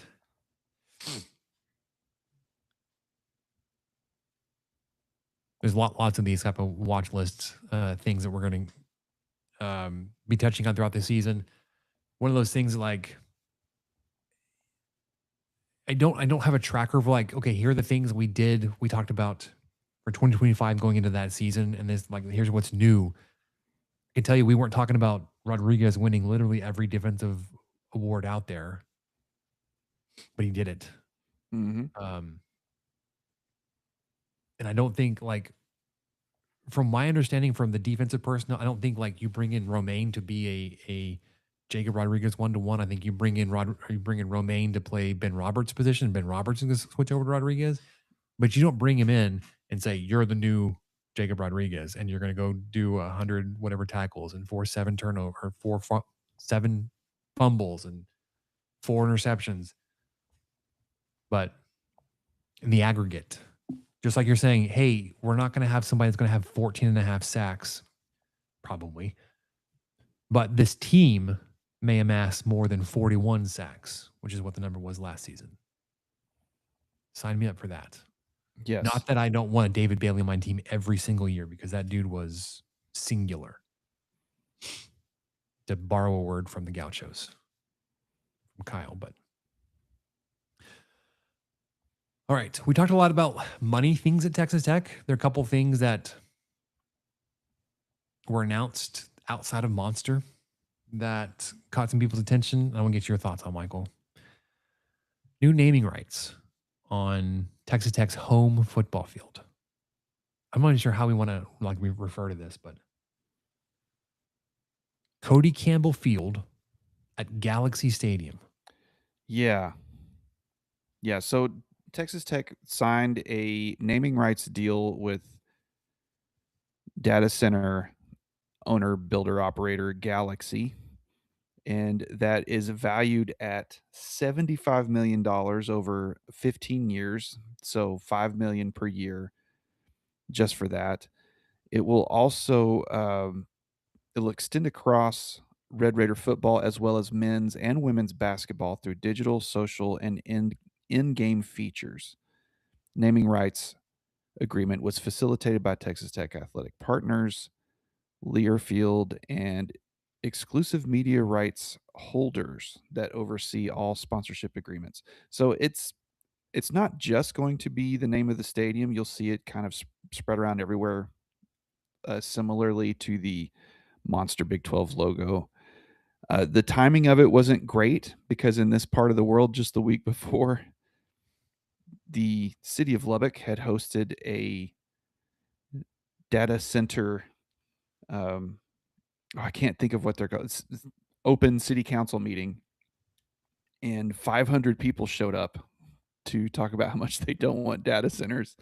And then a week later, the flagship university of West Texas renamed their football stadium from the guy who donated, I think, $100,000 of his own money or something back in the 40s to build the Jones, and took his name off of it and put the name of a data center on it that exists north of here, I believe in Dickens County. So it was met with some opposition, and I think people are going to get over it. And probably will already. It's going to be tough for me to ever call it Galaxy Stadium. The Jones is just what I've known for 20 something years. So of my fandom, actually physically going to the games. So I don't know. I've learned to understand it and to live with it. I do wish there was a way they could have gone with Galaxy. Of course, then it sounds like a weird detective name if they'd have gone like Galaxy Jones Stadium. There was an old show called Barnaby Jones. That I'm showing my age here. The guy that played Ted Clampett on Beverly Hillbillies wore a suit and was a private eye. It was crazy to my brain to ever know that he could be anything other than a hillbilly. But yeah, Galaxy Jones sounds like Barnaby Jones spinoff. So I don't know. There probably wasn't a way to keep the Jones there. I know that AT&T's deal dropped off years ago. Obviously, they're still working with AT&T in some form, because I believe all the videos I've seen, or many of the videos I've seen posted during fall camp, have had the AT&T logo on it. So that's just kind of an interesting tidbit. But it's fine. It's fine. You know, the name of the game is you got to get more money. You've got to upgrade facilities. You've got to do this. You've got to do that. And when it becomes that, you lose your soul a little bit along the way. And this is just a little bit that Tech is going to lose, taking the Jones family name off of the stadium after 80 years. But Yeah, not out of my heart. So there was a picture I included in the notes about this, and it's tough to tell what all's going on because there's Cody Campbell Field is in this picture twice. Jones AT&T Stadium is on this picture, but also so is a new patch of turf that just says Progressive. So you're going to get a new field level logo sponsorship down there for Progressive. It's probably going to cover up one of the Cody Campbell Field, because it looks like down the middle of the playing surface between the 35 and the 15 is going to be the new representation where it says Cody Campbell Field going into the end zone. And then on, outside the hash mark, closer to the home side, there was the Jones AT&T Stadium, Cody Campbell Field. I think that may be being covered up with the Progressive patch. But also on the opposite side, you've got the Big 12 logo. Is that going to get covered up too? Like, you're gonna get a whole patchwork quilt of a playing surface down there. Well, the Big 12 logo, I don't know if it'll get covered up, but it'll possibly get redone as that monstrosity thing. I wonder if they're putting that on the football fields. I do know that it kind of threw me when the season tickets came in last month. They already say, of course, it's all digital. They already say Galaxy Stadium on them. I mean, big as Dallas. Yeah. and you're just kind of like, oh yeah, we're doing that because it I'd kind of forgotten a little bit, and I was excited to get them into my wallet, and then I open them up. Oh yeah, Mhm. okay, well, and I've seen some stuff, Guardians of the Galaxy. Boo, boo. That's kind of lame. Let's I just let's just call it. I don't know. Protect the Jones was the thing, so I know that there will be some gimmicky thing happen, but don't let it be that. yeah. On the plus side, the new iteration of the Texas Tech logo, the flat double T, Oh, that's been installed. that is everywhere now, man. It is In- ubiquitous. Including the crisp, clean, delightful white helmets that debuted at the Big 12 Media Days. Well, I would have liked it better without the stripe down the middle. Like if it was just a white helmet with the logo, but I get that that's a historical element to a Texas Tech jersey. It predates my fandom, but I did like the white helmet, black face mask, and the flat red double T, the black outline. I Pretty just tasty. really I look forward to episode 2500 of this show where In 30 years. they've everyone is going to be so relieved that they finally brought back the beveled logo. I I Oh, read it's I a read throwback something. to the bevel. Yeah, I read something today that that reminded me. So pretty much your life is just a series of going from jeans being baggy to fitted to baggy and back again about every 10 years until you die. Yeah, if you could have held on to your bell bottoms or your Jinkos, Oh, the Jinko. the Jinkos are back. They are. They're so back. If you were the slow adopter of I would say skinny jeans, but the more form fitting, tighter jeans, just wait a little bit. They'll be back. Yeah. Stay on the current workout plan, your current meal plan, and then maybe you'll squeeze back into them in a few years. Yep. All right. I don't want to go through. We're gonna do our Big 12 projections. We're gonna go through the games. It took me a second to reorient myself to this table that we were our tracker, Michael, where we had Oh the yeah. preseason projections, what we projected versus the Vegas line. Sorry. Uh, That was a table that like I start at the beginning of the year and then I just keep adding columns and then forget what the columns mean. no, it makes sense to me now. So like Good. preseason, you and I made projections per team and said, okay, Arizona State, they had went over under preseason of 8.5. We both took the over. We were both wrong. I Right. said they were going to go 9-3. You said 10-2. They went 8-4. Week by week, I actually picked them to go 7-5. You picked them to go 8-4. So against our own preseason projections, we were wrong. Anyways, we're not doing that this week. We'll look at that probably next week ahead of game 1 of week 0 for TCU. But I do want to talk. I mentioned this a little bit earlier. Do you want to talk about Texas Tech schedule? We know that with everybody in the ACC, the SEC we're going to 9 conference games and we don't need all these Power 4 opponents and all the BS they're throwing out there to cancel games versus Texas Tech. Currently, Texas Tech does not have a Power 4 opponent in the non-conference for 2027.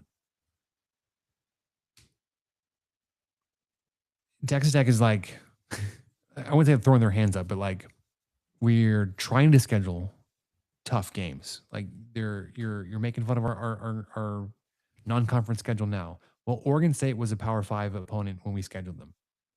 The fact that they fell out of that is not our fault. Well, The we'd fact scheduled that Oregon before that. yeah, and I had them on the list of teams that had backed out of a game, and they didn't technically back out. They just pushed it so far out into the future that will probably never be played. So did Arkansas. Again, I was throwing it out there that Arkansas had canceled games against Texas Tech. No, they just pushed it so far back. They're actually closer up than Oregon. Oregon, we played them when Shuck was a quarterback. Yeah, when he broke And his leg. yeah, that was the game, our first game of those series, and we played that game in Lubbock. Why Oregon pushed back the return trip, I don't know, but it got pushed back. Currently, it's set for 2033. So Sure. yes, it's on the schedule, but it should have been played this year, maybe at the latest. Maybe it was last season. Other teams that were legitimately on the schedule but have been canceled: NC State, Mississippi State.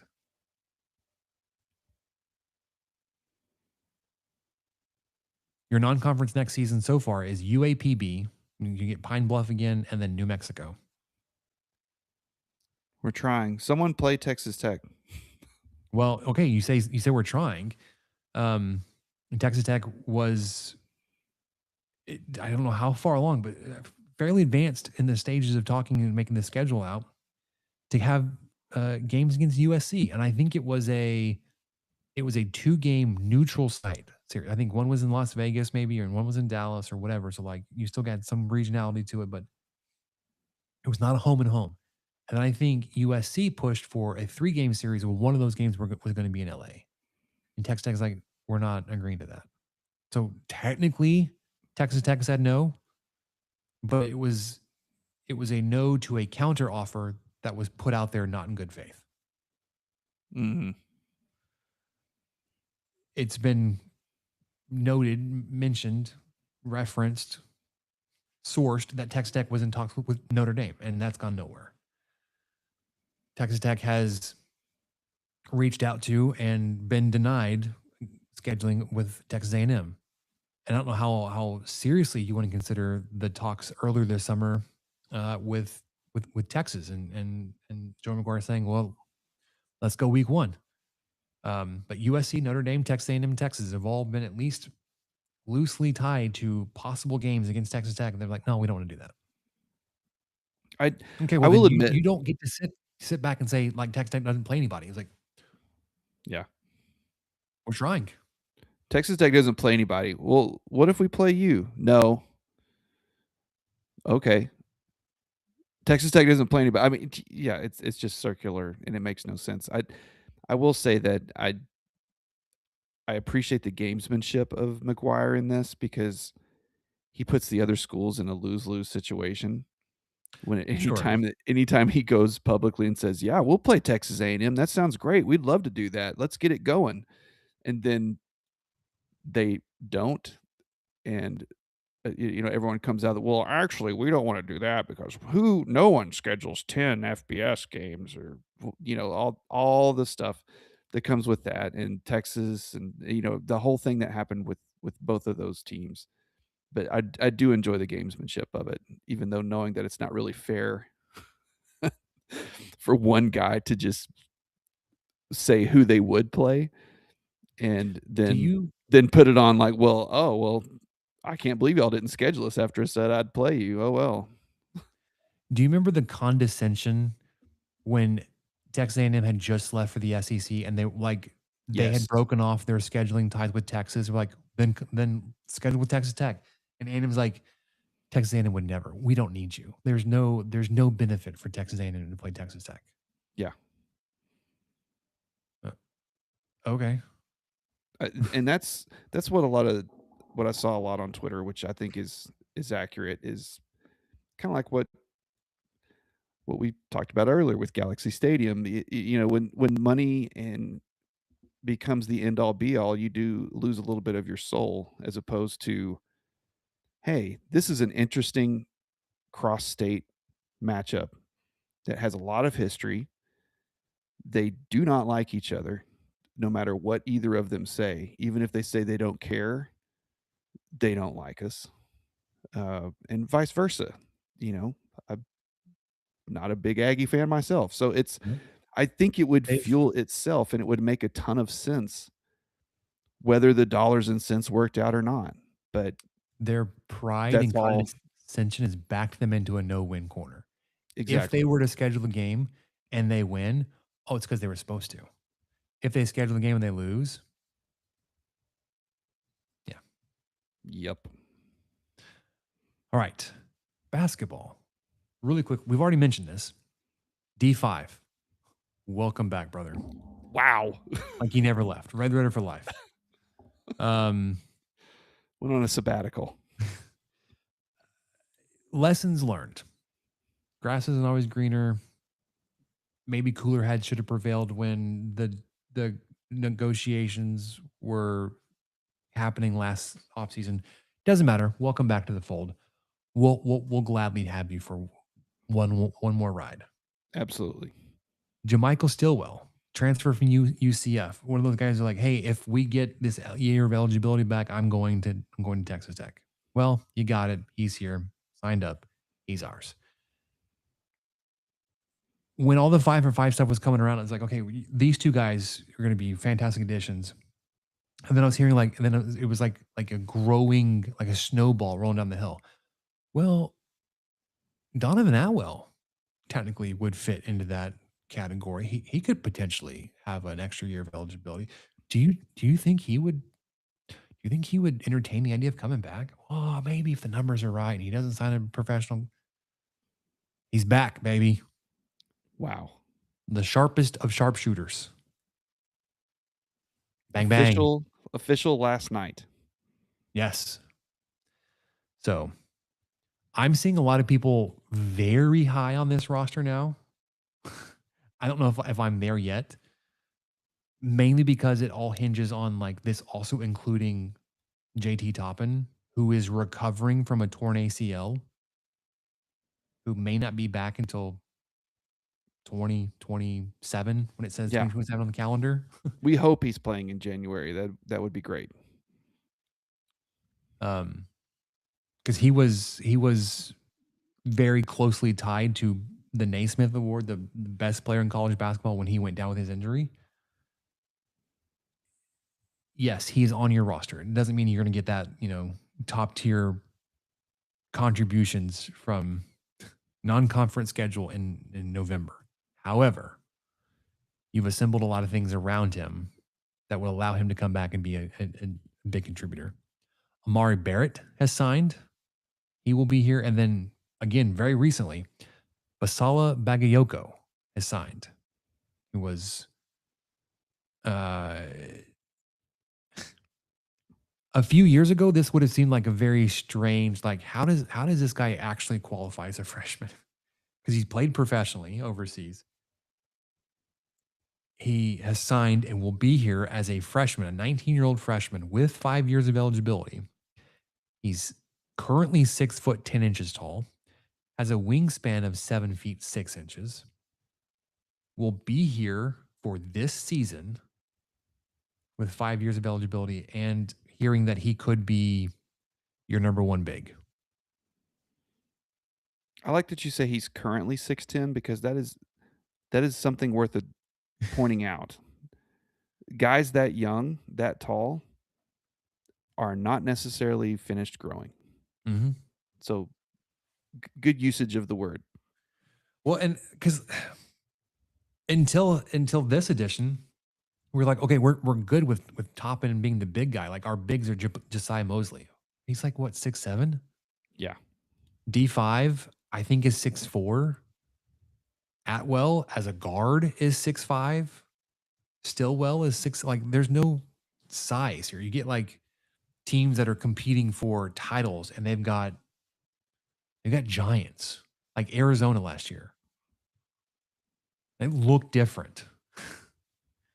But at this point, Michael, we've got 14 players on the roster out of possible 15 spots. Very different outlook than it was 2 weeks ago, since you've added 4 guys to this roster.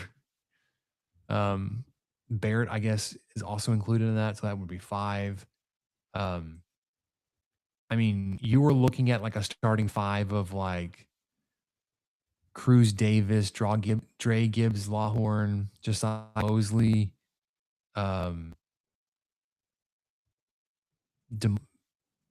Dakari Spear, maybe. Like it was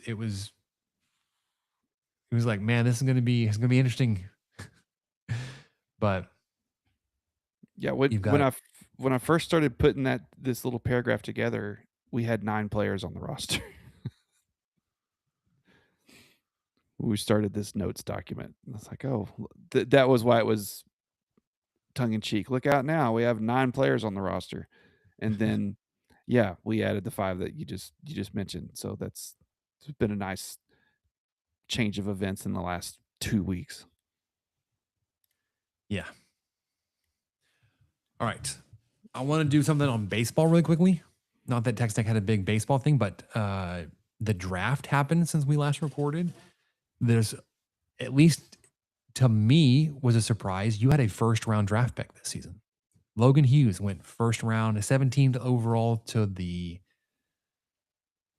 Astros. They're not my home team, Michael. They're not my home team. But Your the Astros. Houston Astros. Caden Ferraro, St. Louis, went in the 3rd round. Kyler Thompson to the Dodgers in the 9th round. Matt Quintanar, the catcher, went to the Phillies in the 16th round. Connor Schaus, third baseman, went to the Mariners. And then, now that you've had a year under your belt with the new pitching staff and maybe a renewed vigor or some better direction in how to operate in the transfer portal era. I don't remember the outlet that claimed this, but Tadlock and Texas Tech signing one of the better transfer portal classes for 2027, including an infielder from Ole Miss, Braden Randall, an outfielder from Texas, Ashton Larson, Caston Thompson, Xavier Perez, KJ Scobie, an infielder from North Carolina, Ben Polishutes, pitcher, Carson Bailey, a pitcher, Owen Jenkins, a catcher from Kentucky, Hayden Morris is a pitcher, Ty Kaunis from Maryland, Fernando Palencia from San Diego, and Tate Foxen from UNLV. Baseball. All right. Let's get to what we learned. Let's wrap this one up as we're approaching 2 hours. We're back, baby. What do we learn? Get us set up, get ready for next week's talk about preseason schedule projections. But okay, I would love to go first because, as many of you know, a thorn in my side is the convenience store brand that hates West Texas called Buc-ee's, or as I am about to start calling them, bullies, because they are suing anyone and everyone who has a logo or name remotely close to the stupid beaver that they have on theirs. And so it couldn't have been any better. John Oliver with Last Week Tonight picked up on this story and this trend that Buc-ee's goes by. And then the next day, there was a lawsuit filed against a small business owner in Ohio against the Beaver Mini Mart. It's actually Beaver's Mini Mart. Name of the town, Spencer, Beaver Creek, Ohio. How long has this been there? 20-something years. And does it look like Buc-ee's? No. It is a beaver. It looks more like one of those, like Looney Tunes looking cartoon beavers. He's not I was even reading the looking article. same way. He's not that they're wearing saying a cap. Nothing. Go ahead. No, I was gonna say part of the article says he's like resembles more of a chipmunk, Yeah. like Alvin and the Chipmunks. Yeah, they should be sued by Alvin and Chipmunks because that's what it looks like. It doesn't even resemble this beaver. So it's insane.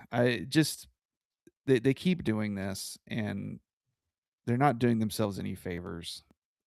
And lo I and behold, agree that there is not this- a single one in West Texas. The Panhandle doesn't count.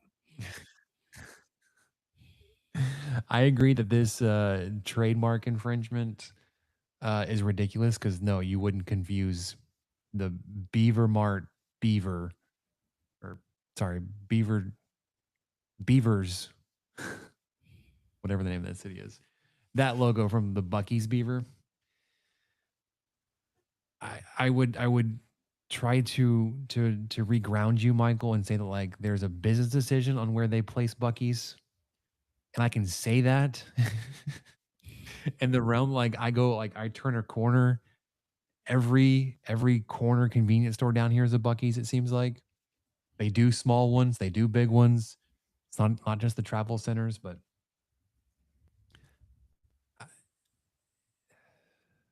there's just not the same Just traffic out there in West Texas, Michael. I hate all, to say all I it. can do, all I can do, people, is encourage you to continue to visit your local Allsups. They'll never let you down. They'll never do this to you. I had Bucky's today, man. Ugh. I went to Bucky's on a break. See, okay, It's this literally doesn't. across the street from the hospital. But that's what I'm saying. So you are in an area now where it is there. It is a It's thing. everywhere. You're not driving 90 miles to get beaver nuggets.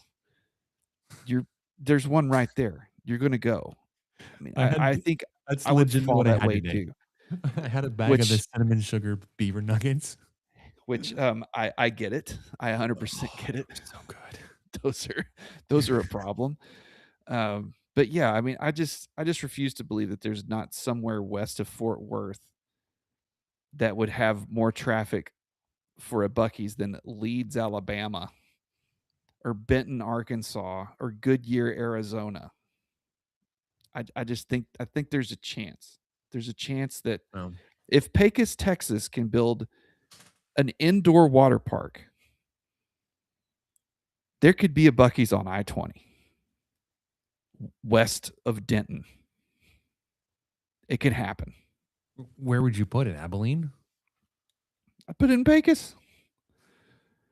Put it wherever as The close as I you can get the to 285. The the road 2010 to interchange? yeah, get it on the road to oh man, I completely blanked on that tiny little oil field name with a O. Not Mentone, Orla. There you go. Not Mentone, but Orla. Get it on that road. Never heard of either one of those. All right. I've got two things. One, I'm kind of touched on it. Moved recently. Um, eh, People that have done this before that have not been as cheap as I've been, you've figured it out. The move is to pay somebody to move for you. It was That is the move. eye opening how inexpensive it was relative to my expectations, with the value add of like not having to touch a box onto the truck or off. I guess I could have not unloaded not helped unload the truck. They packed it better than I could have onto the truck. We got more stuff on the truck than I would have. There were a couple of things that were damaged that I don't even fault them. Like they were cheap to begin with and probably damaged the time I moved them up and down the stairs in the apartment complex last summer. It was like, to load and unload the truck, I spent less than $600 with their fees and rates and cash tips to every person that worked those days. It's so worth it. And we moved from a 4-bedroom house to a 5-bedroom house. My only self-absorbed expense was the rental truck, the U-Haul from Corpus Christi to, well, I say that. I actually had to go out to Kingsville to pick this stupid truck up. And they tried to stiff me on like, you use up more miles. Like, I had to, because you made me drive 40 miles outside of town to go pick up this stupid truck that you This said was was available this 24 was hours ago. for you. Yeah, yeah. How about you tack off that 80-mile round trip? Well, Yeah, I had when we moved 10 years ago now, 10 years this month, we hired renters because we sold our house and moved into an apartment. We did all that ourselves. But then we obviously put a lot of stuff in storage because this oh, house was being built. And so, speaking of, I have yeah, something for that. yeah. And so we spent, I think it was 800, but that included the labor of 3 or 4 guys and their truck. And what they did in a morning, Spencer, was they pulled up to our apartment, sight unseen, pulled up to our apartment, loaded everything from our apartment into that truck. Took that truck to the storage place, proceeded to load every single thing out of the storage place into the same truck, pulled it in front of the new house, had it unloaded by lunch. This all just blew my mind because I don't know how many trips my wife and I made to that storage shed with the little trailer that you can borrow, and I mean, we were just throwing all sorts of stuff in there, and it was just kind of willy nilly and whatever. And the only thing I remember being broken was, oddly enough, something that I didn't really know could break, and it was a bowling ball. Have no idea how the bowling ball was broken, but everything else was fine. But anyway, these guys, I think it was like 800, if I remember right. That was 10 years ago, so don't quote me on it. I could not believe what they were able to accomplish that quickly in August, which is what you just went through too. Moving in August, of course, in Lubbock is a little bit different than Pearland, however you say it. Pearland. I was calling it Pearland my entire life, people, until Spencer moved there. Pearland. Pearland. The logo, like the city logo, is a pear. It's on beautiful. the highway and everything. It's not a pearl. It is not a pearl. It is Not a Pearland. pear. No, I thought the same thing. When I first saw it, my brain broke it up. Pearl and. Yep. Even though there's not two sense. L's, yeah, it's still that's just how it Pearland. works. Yep. Okay, you're gonna say something about storage. We're actually coming to Lubbock this weekend. Ooh. We have a storage unit in Lubbock that has our washer and dryer, our fridges, my Blackstone. Oh, dang. Our holiday decorations, the stuff we had in our garage. Anyways, coming up there, renting another freaking U-Haul. We're gonna load this one ourselves. It's a storage unit. We get to save nearly $200 a month now because this thing has been cha-ching auto debit. Oh, sure. Yeah. And it's gone up twice. We've been in this storage unit 15 months. And we first got it was like $85 a year. Now then it doubled, it legitimately doubled. We're paying $165, and we got the notification that the next billing cycle, which is like 10 days from now, it's going to go up to $195 a month. That's ridiculous. Do they know something we don't? Is there a data center about to go up in that area? Well, what they're taking advantage of people that don't want to move their stuff. Yeah. Guess what? Well, I want my stuff. I want my washer and dryer. I want my refrigerators. We had to go buy a mini fridge this past weekend, which, shocker, doesn't hold very much. no. And we're gonna try to get as much clothes as we can to Lubbock. Probably do some laundry while we're there. Hope our laundry stuff, though they still work. Sure, we have to run a couple loads through it to clean it out. Sitting in the storage unit dust. Did I tell you, Michael, there were some things in our garage in Corpus that were just left open, boxes open. And when I saw them open, I was like, oh, those boxes are going to be trash. Pristine. Exactly the way I left them a year before. Had we done that in Lubbock, it would have been like, this is half of this box is dust. It's just dirt. Yeah. So we're going to be up there to unload a storage unit. Again, it's not fully packed of stuff, but we'll have to. I'm driving up to Abilene Friday night, spend the night, driving the rest of the way up there Saturday morning, picking up the truck, loading it, celebrating my oldest son's birthday with the family since he was with us and his grandmother in Dallas for his actual birthday this past weekend. Happy birthday, Grayson. And then drive it all right back Sunday, get to unload it before I go right back to work. Yeah, we're coming to Lubbock this weekend. We will be busy the entire time. Yes, you will. You'll be loading a fridge and multiple appliances into a. Well, we're gonna have the dolly for that thing. Does U-Haul? Do you have like a rewards program with the U-Haul? I'm a frequent flyer. Do you get miles? No, I should. You should be able to book like a first class U-Haul next time. These one way. Well, yeah, they're stupid expensive. This yeah, the one ways stink. I think with the dollies and the insurance is topping out like almost $1,100. Yeah, we did that with. There was a weird transition when Mom moved. from back home up here, where we loaded a U-Haul and then we parked it in my driveway for like 4 days because that was all we could do, the closing timing and all that kind of stuff. And I forgot how much it cost, but it was a one-way one, and it was it was pricey.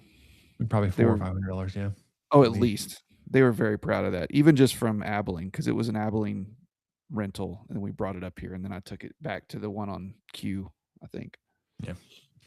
All right, one more thing for me. I've learned recently, we had a big hospital event. It's actually up in Corpus, where I was in charge of a lot of the logistics of it. I ordered catering for it from Chick-fil-A, but I put it on a company credit card. Mhm. But because I ordered it and I ordered it through the app, because you can order catering through the app, I got the reward points. Oh, brother. Michael, There's the rewards program. there's a The program that's worth doing it when it's not your money and you. So it wasn't okay. I don't know what huge order would be, but it was catering for 75. It was 75 chicken biscuits, 75 orders essentially of chicken minis, fruit cups, and coffee. It was $1,500, maybe $2,000. Again, yes. lots of money. It ended up being like 15,000 rewards points. Oh, yes. I That's have great. been eating nearly for free, like because I'll go in, I'll redeem it, and I love this part about the Chick-fil-A rewards is you can redeem more than one reward on an order. I didn't even know that.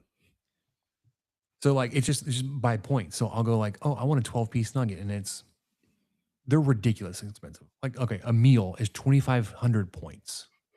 So. And then if you make any adjustments, so if you get an upcharge on their like if you go from their fries to mac and cheese, you pay the difference. So today, I was feeling awfully. I needed the protein. I got 2 orders. Well, I got 1 meal of the 12-piece grilled nuggets with a fruit cup, which was an upcharge. I thought was stupid. And I got another 12 pieces grilled nuggets and 24 grilled nuggets, although they weren't. I didn't count them. And a large drink. Even with the delivery charge, I paid $9 for lunch today. On an order I could have paid $25-$30 on. Oh, yeah. And I'll be able to eat like that for a while. I picked up this was lunch the day we loaded up the U-Haul. Like we had a Chick-fil-A around the corner from the house in Corpus, where I had a sandwich and mac and cheese and a drink. And it was like $2. It's Heck yeah, beautiful. brother. So if you're ever in a spot where your company is ordering catering, go ahead, especially if the company's gonna pay for it, offer to be the guy that orders the catering, especially if that restaurant has a rewards system. Yeah, and then you can act like you're really doing them a solid. I'll take Yeah. care of that. Yeah, No, let me I got it, guys. I got it. I'll handle that for you. There are stories at my place of work way back in the day where this was well before I got there, but there was one guy in particular who took issue with our guys that travel getting reward points from Holiday Inn or wherever, and was trying to figure out how the company could get advantage of that or use that. And I think there was only one guy who was trying to do that, and everyone else vehemently was like, "No, we're not going down that. Absolutely not." And it's just insane that anyone would ever. Yeah, we're asking them to go be away from their house, be away from their family, stay in a hotel in Guyman, Oklahoma, and then we're not going to let them get their Holiday Inn points. How? What?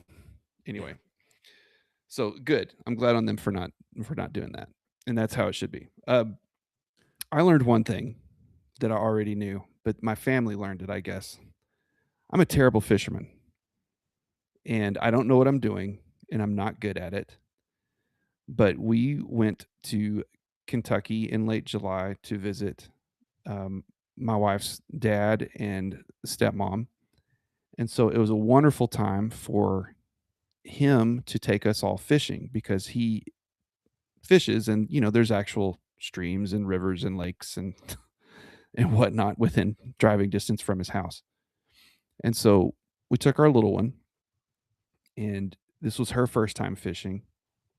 She was not into putting the worm on the hook, but she loved digging through the dirt and giving us the worms to put on the hooks. So it was just kind of a weird thing. She just not not about the hook, but the worms were not a problem. That was actually not at all the problem. I just think she just didn't want to stab them over and over. So anyway, the first person who caught a fish was my wife. The Nice. second person who caught a fish was my daughter, and she caught 3 or 4 fish and at least 3 turtles. We have a feeling that it might have been the same turtle. Not very bright turtle. Not really sure. Not a very smart turtle. Meanwhile, me, was over here casting an empty hook half of the time because I was too embarrassed to show that I wasn't using the reel right. And so it would jerk the hook instead of let it go when I was trying to cast, and my worm would just fly off. And I was like, I'm not wasting another one. This happened to me at least 3 times, Spencer, and I was just kind of over on my own and just trying not to draw attention to myself and just be really happy for my kid who's making core memories with her granddad, and it's awesome, and I'm really glad we're there, and I'm glad we're doing this. And I'm just over here like, yep, I'm bad.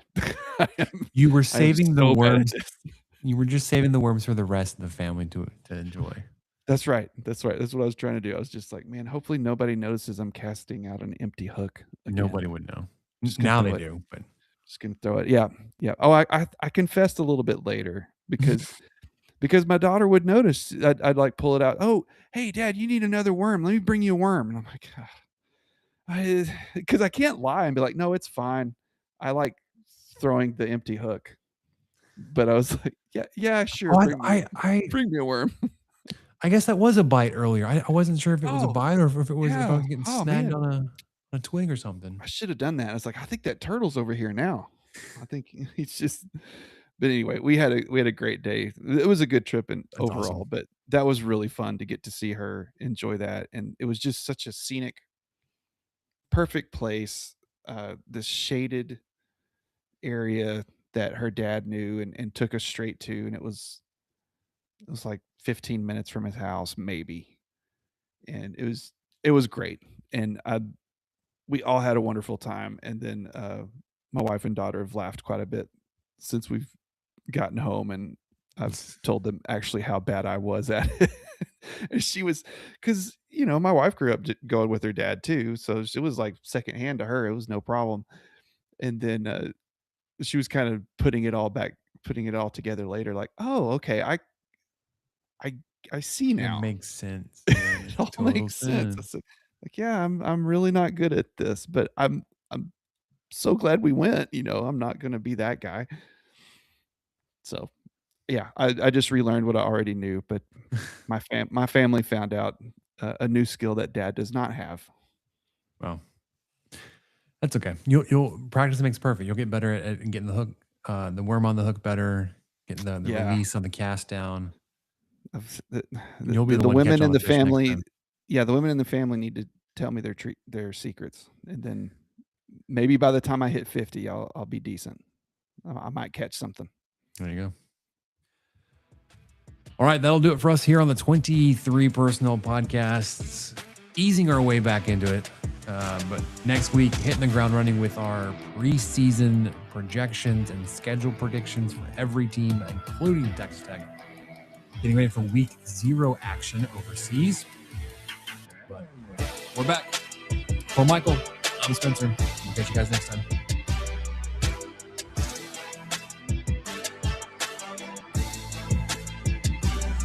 Thank you for listening to the 23 Personnel Podcast. Help us out by subscribing, rating the show, and leaving a review. Follow us on Twitter at 23personnel, Spencer at PuntSuck, and Michael at Michael_LBK. Be sure to catch the next episode. And until then, guns up and let the tortillas fly.